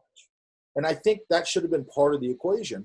But how do we make something, it can't be emulating a regular timepiece, but how do we do something that still feels like an elegant sort of fashion statement or whatever? And I just don't feel like that's what that product is. It feels very, okay, you shrunk an iPhone and you stuck it on my arm. Does that make sense? Yeah, I mean, my dad's a watchmaker, so he has plenty of thoughts on the Apple Watch. Yeah, I'm sure he does. And one of the things that he probably hates about it is that it's inelegant. And it's, and I don't think everything, has to be traditional, but I think you have to look at the tradition of something, especially like a watch, and go, you can't, if I said that to a team of young designers, and I said, here's a style board of a bunch of classic watches. Here's what I think watches are, from a fashion perspective and a functional perspective, blah, blah, blah. Now, how do we still stay in there and make a beautiful thing? And then you know what you're going to get from a bad designer? Something that looks just like this, like a regular watch, but then they stuck the screen in it or whatever. And it's like, that's not the solution. It has to be forward. It has to be functional. But then how do I keep the elegance and the kind of traditional feel of something in a contemporary new product? Does that make sense? Yeah, I think what they were having in mind was that what Jobs did with the iPhone was basically put a computer inside a phone. And now they're trying to put a computer inside a watch too. So I don't think there was. What they're doing is they're iterating the same technology into different products, which is fine. But I don't think that you can just keep looking at it and go, that worked with the iPad, where it's like, okay, it's sort of a bigger version of the iPhone. It worked. That was fine. But I think once you go to a watch, it's just, I don't know, it's just a different thing to me. And then I look at it like, I don't really know why do I need this watch? Like, why do I need it? And I started looking at it like a week or two ago and go, maybe it's good for my schedule. Then I started looking at it and going, I'm trying to find a reason why I need this thing, which means I don't need it, right? Yeah, I agree. Just means I don't need it. And it's fine, because I keep going back to like, okay, I like it for the scheduling idea, but I always have my phone with me. Like, I'm not going to bring my phone with me because I have this watch now. So I don't really know what the advantage of it is. And I'd rather wear a better looking watch than that thing. I just don't like the way it looks that much. All right. Anyway, that's enough rambling about that. Okay. So, all right. Any other questions about this?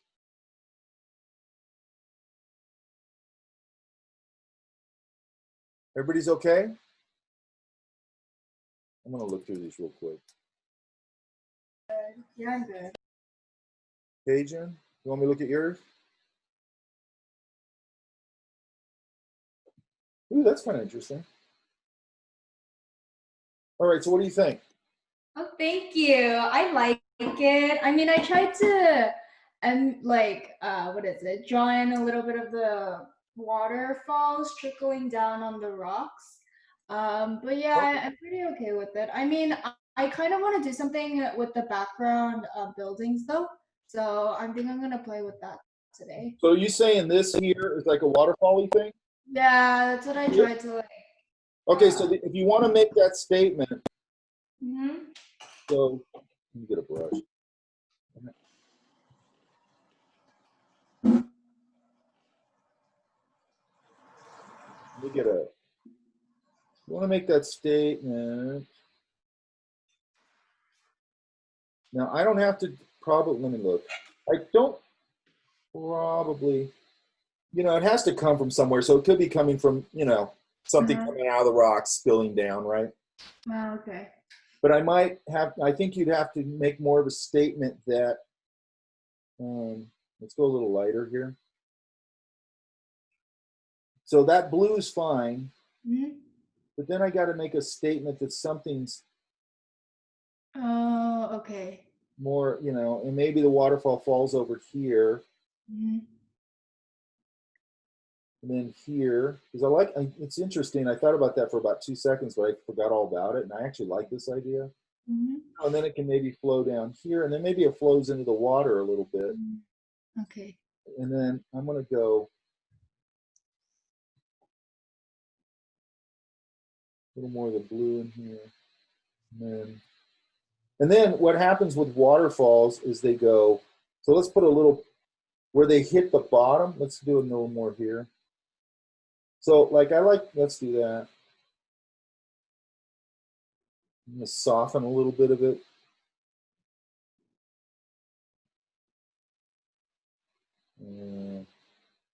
Really subtly. As it goes down and it hits the bottom down here, it mists up. Does that make sense? So I'm going to probably take maybe this other one, or this one. I'm going to see if I can get it to mist a little bit down here. So I have to put a little heavier stuff down here because I want to make it mist. Back to my smudge.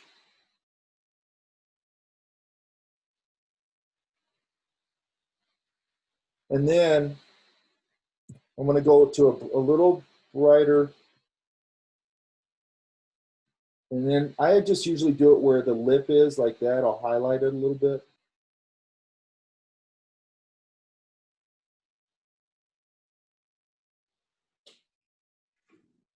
Sort of like that. Does that make sense? Yeah, that looks nice. I'm gonna try it out.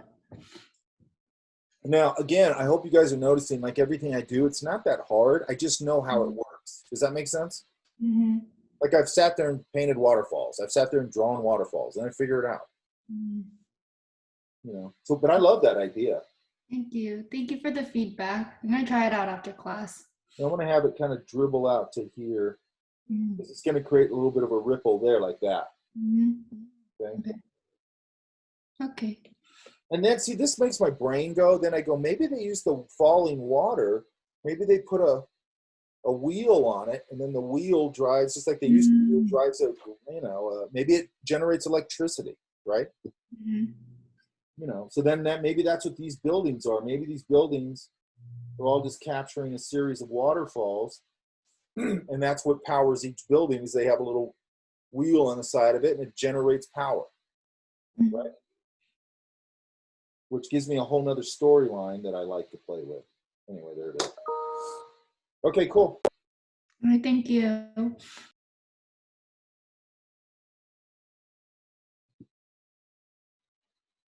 on a second.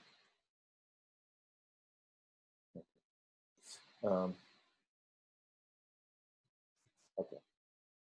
So let's, okay, who else? Anybody? Let me look through these real quick. Hey, Victor, this one looks pretty good. What did you do? You knocked down, or you made it a little lighter, right? I made it lighter. I turned the rocks into purple. Yeah, that's pretty much it. And I added. Just keep going. Thank you. Like you can turn it in as is, and then you can just keep playing with it, okay? Okay. Where's Victor? I'm here. I like it. What do you think? I think it's okay. Okay. I think I'm done. Okay, that's fine.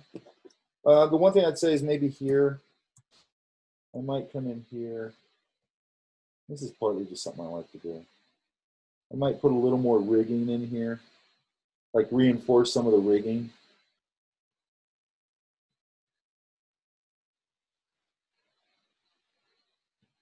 We usually tend to do that towards the end.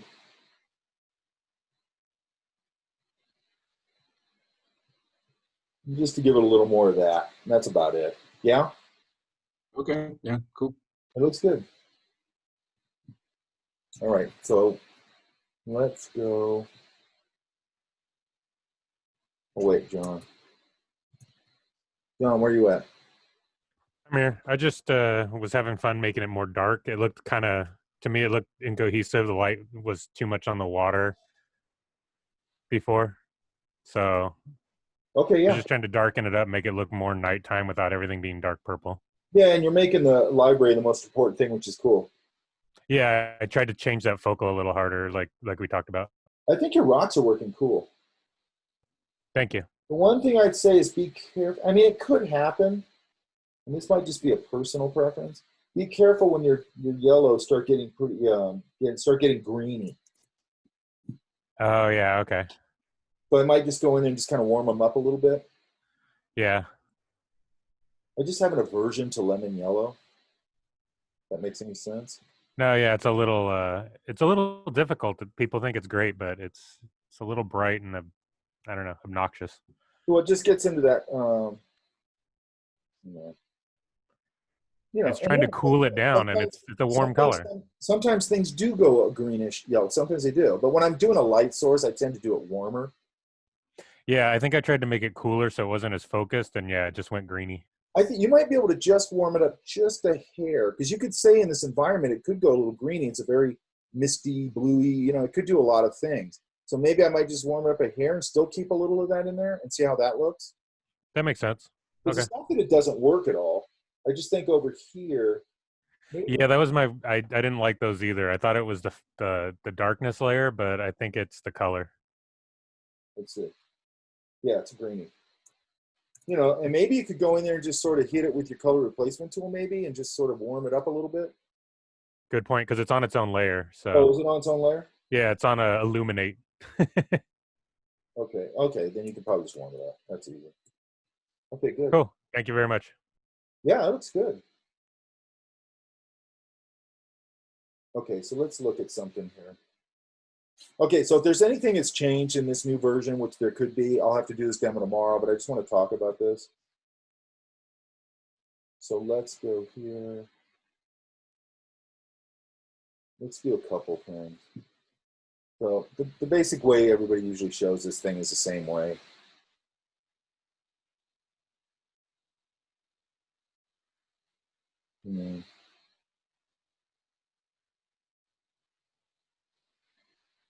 Okay.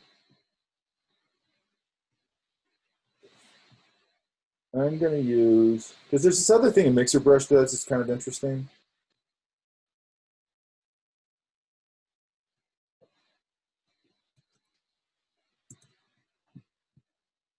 Let's turn that off. Okay, so I just made this ball just to make a point, okay? So it's got lighting on it. And I'm going to go back up.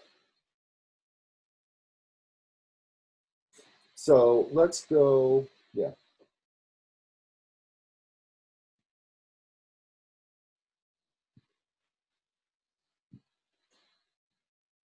Let's go back to our mixer brush.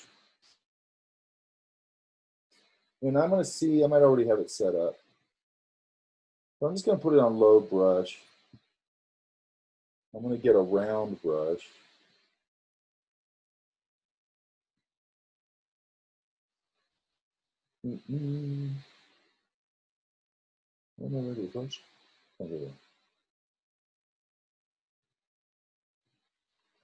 I have sample all layers off, and I'll tell you why in a minute.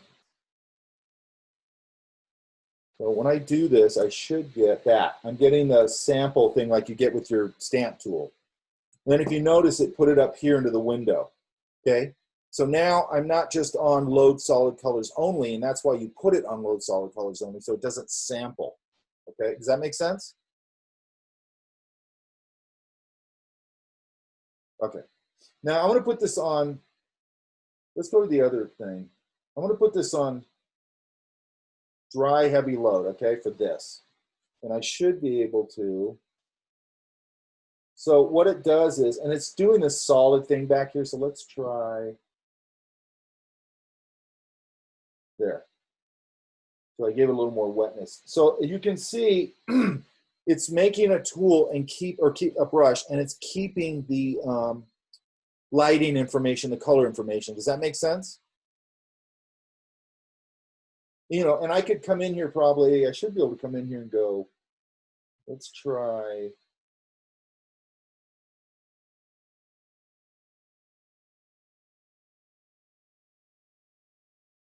Let's try, I gotta find a brush that's sort of a regular brush. Oh, let's try this.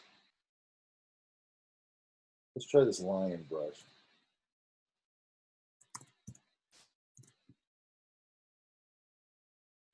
And it's still keeping that color information in there, no matter, you know, for any brush that I can use for this. Does that make sense? Okay, so you can play around with it. You can get all these weird brushes, weird textures, and all this kind of stuff. But, so I'm just going to do a real kind of half-ass version of this for speed, obviously. So let's go back to here. Let's turn that off. And then last night, I kind of make a quick little bush thing. So let's go back to our mixer. Let's go to, I'm going to go to the same brush that I used for this. Did you just paint that shape out, Mike? Yeah. Well, what I did, look, because I just did this for speed's sake. Like, well, you know, if I was going to do this and it was like, if I was doing something sort of like the environment we're doing right now, this would work fine because it's a fairly realistic environment, more or less, right? Yeah. So what I did here is I just went, because just for the sake of doing the tutorial, I went here and I just made a stamp Ah, out okay. of one of these. But what I did is I actually did this, look, because I don't want all this leaf information in there right now. So Yeah. I went in, I grabbed, whatever one I grabbed.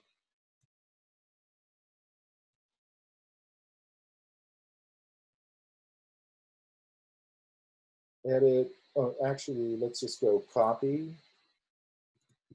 And then I pasted it into this document. So I was just going to new document. And go letter. Then I'm going to go boom. And then what I did was I took it. Oops. I took the saturation out of it. And then I went to levels, and I just sort of leveled out the information in the interior. And then I made a brush out of it. Okay. Okay. So it's a silhouette stamp. Okay, cool. Yeah, it's a silhouette stamp tool thing. And then I went in with different brushes, and I just added some highlights and things like that, right? Yeah, yeah. And then now, if I want to go in, by the way, when I'm doing that, when I'm going, okay, let's take the same, let's take a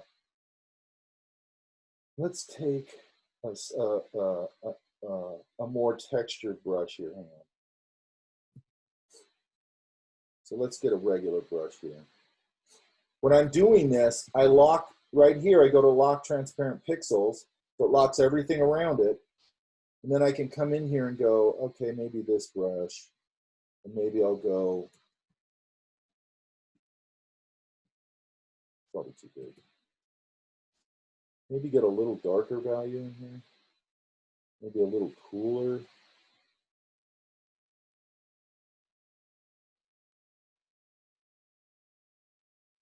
Just sort of get some natural looking stuff going on there. But see how I don't paint outside the shape because the transparent pixels are locked off, right? That makes sense, you guys? Okay. So I'm just going to do a half-assed one. Let's go a little lighter here. And also, I could come in here and I could probably find this probably won't work very well, but I'm going to try it anyway.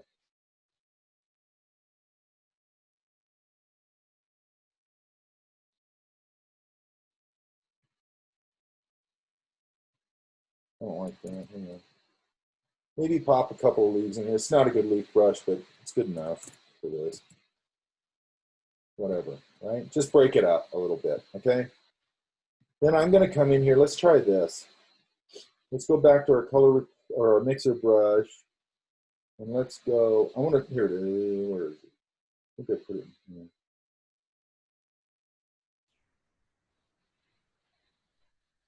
Yeah, it's right here. So I'm going to take this same shape. I'm going to unlock the transparent pixels. And I'm just going to grab maybe this. Okay, you can see it. It's right there. Okay. That tells me I got it. Now, the reason I don't have sample all layers on is because if I do sample all layers, it's going to pick up the white underneath it. Now I'm going to have that white around it. Does that make sense? So I don't want to sample all layers right now.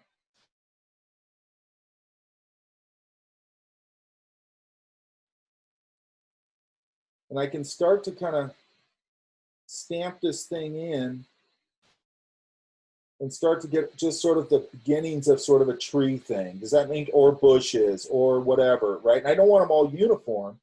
So I might come back in here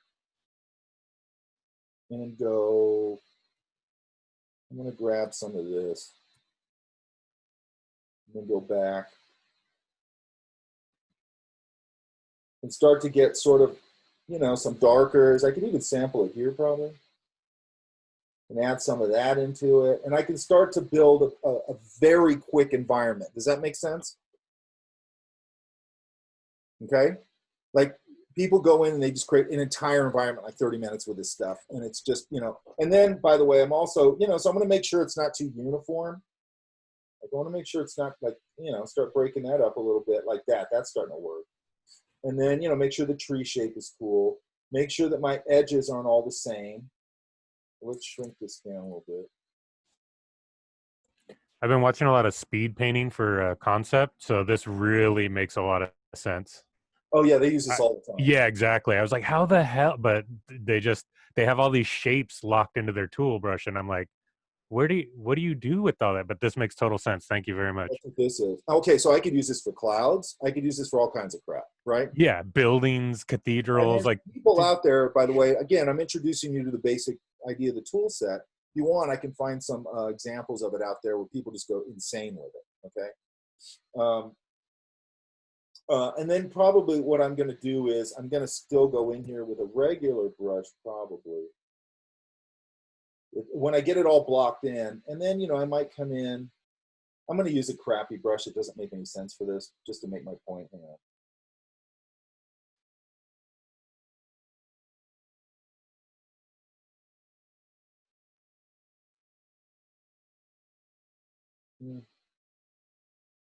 Let's just use this, even though I wouldn't use this brush.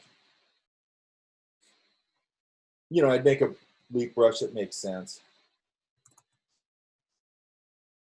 You know, then I could hit it and hit some leaves out here and stuff like that. Does that make sense? And I kind of play with it a little bit. I might smudge here and there. Now I might go back into it, my other painting tools, but I could go boom, boom, boom, boom, boom, boom, boom, boom, boom, and block out a, and then I'm going to get into another environment creation thing maybe tomorrow. And we'll start kind of putting these ideas together, okay? But I mean, that's basically the basis of how you use it. Oh, by the way, make sure it is on that dry, heavy load thing, because if I come in here, let's do it. And you might want this, okay? Let's go. Let's go back.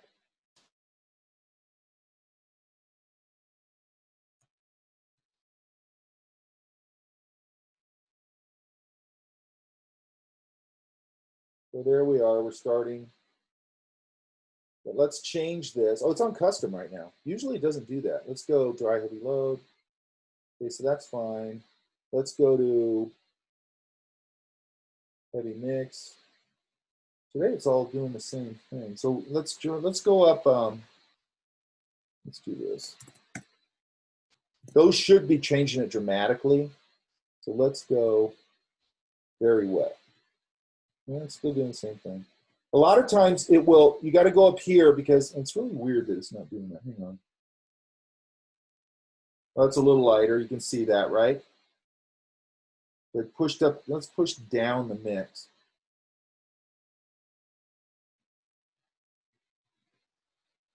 I'm going to put way down. Okay, it's losing information in there. Let's go back up. Now it should be, yeah, now it's totally losing information. I don't know what I had it set at now. Yeah, it's not too bad. Flow's not going to be, let's see what happens with flow. Oops. And I'm sorry, Mike, one more time. How did you get the exact color when you went back to the bush when you were sampling your brush? Did you have to press something funny to get it to be those different? No, all I'm doing is I'm just kind of going inside of it, hitting option, sampling it. Oh, okay. So it's just color sound. It's just making a different icon because it's a mixer brush, right? Well, I could take another, also I can go in here and go, let's find something. Because usually you get the eyedropper. That little target symbol is for No, the different here's brush, the difference. right? Okay, that's okay. So when you're doing it right, if you, okay, so what we were doing yesterday with the line and all that, I was just, if you notice, I did get the eyedropper because I was putting on load color only. Oh, okay. Now I've got it on, I think, load color, I think. Yeah, load brush.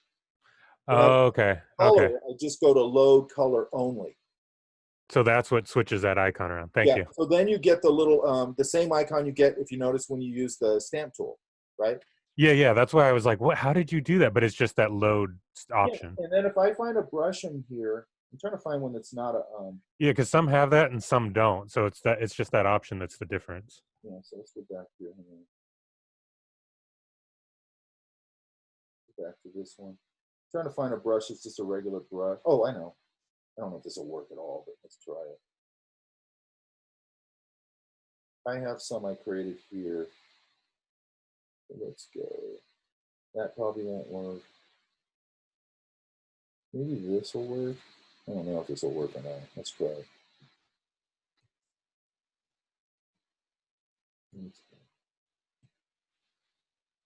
So now it's not changing the shape, I don't think. Hang on.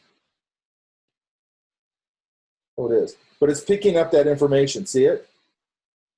So now the brush shape is Yeah, picking yeah. up the internal information. Yeah, just like the stamp tool. Like that made so much sense to me. I could never figure out why some brushes did and some didn't, but it's that load option.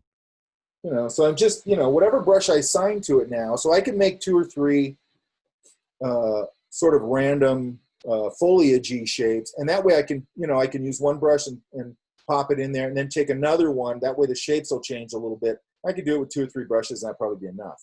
Then I'm going to go in and paint into it a little bit, right? Yes, yes. Awesome.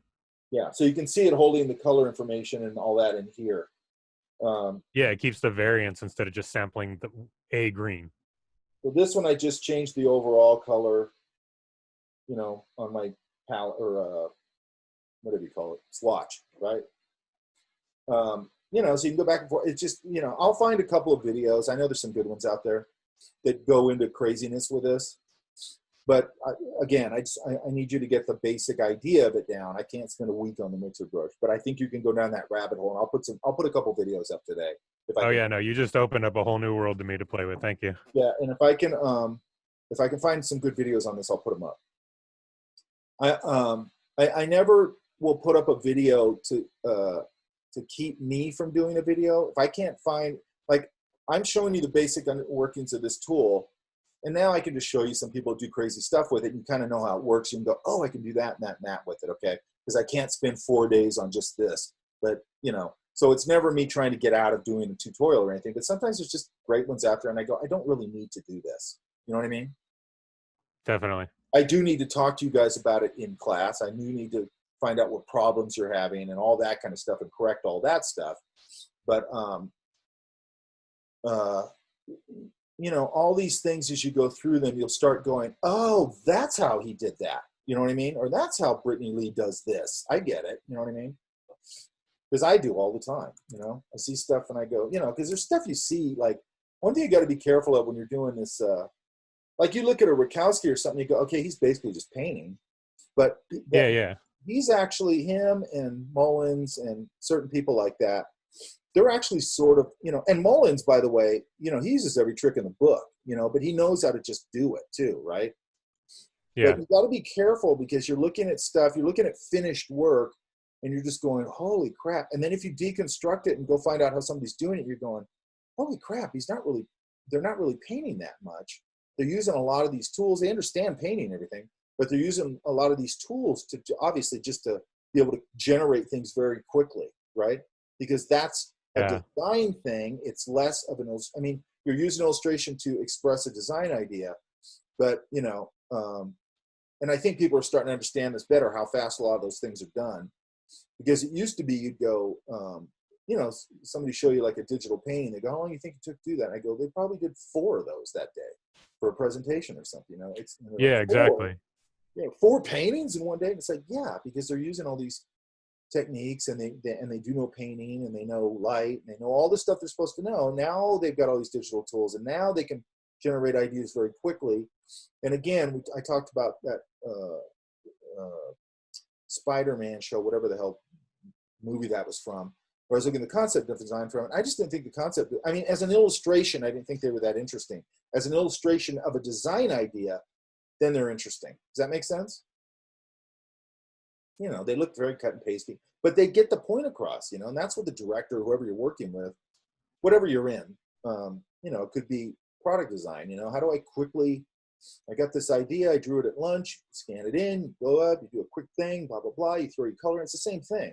It's like, I need to show this very clearly to whoever I've got to show it to. And that's sort of a different thinking to me than if I was going to do a book cover. It's just 2 different things. Like we're just fooling around with Elance earlier, you know, then you start doing the tattered edge and you know, I might even like with Elance, I was looking at going, you know, you could kind of vaguely up in the sky, like do a little overlay of one of those old world maps would have made sense with that parchment behind it, like all that kind of stuff. Okay.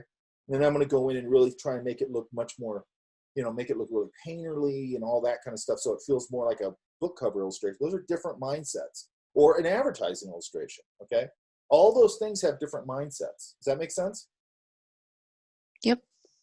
So, you guys got to play with this basically. And again, if I go, let me try this real quick. I don't know if this will do it. Let's go back to here or here. And let's go back to,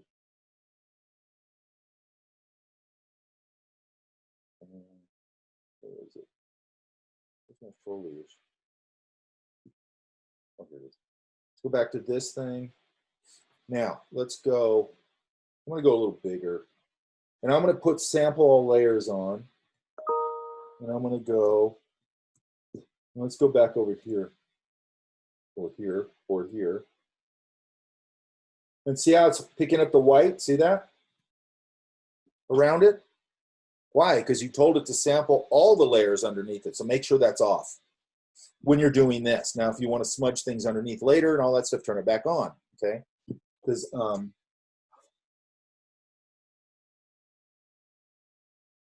okay. So on and so forth. Questions? Everybody's good?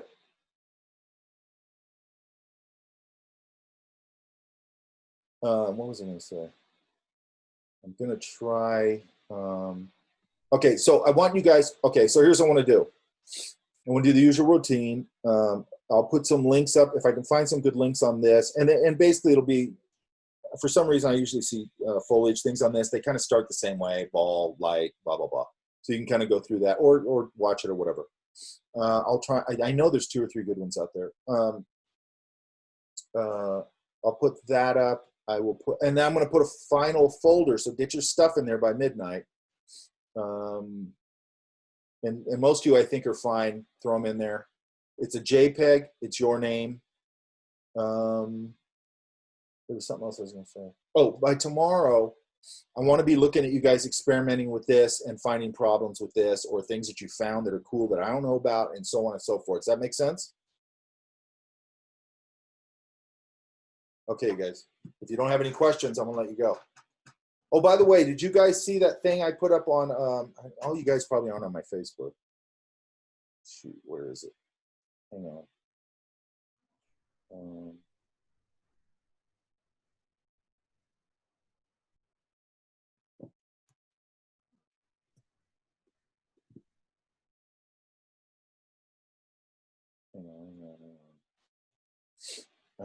What did I just say? Oh, here. I gotta find this real quick. Is that the Nickelodeon thing? Yes. I shared from Frank's, but I saw it, but show it for everyone, obviously.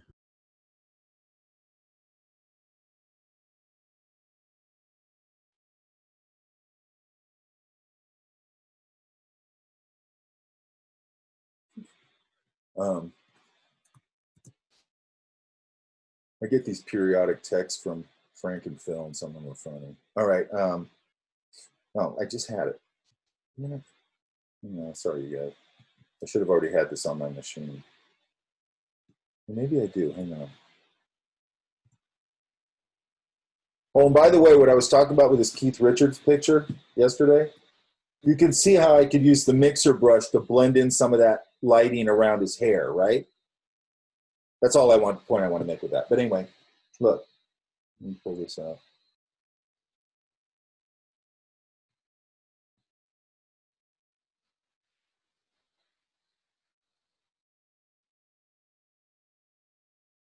No, I don't have it.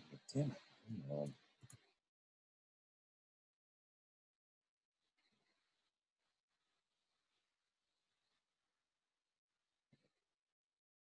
Could be right.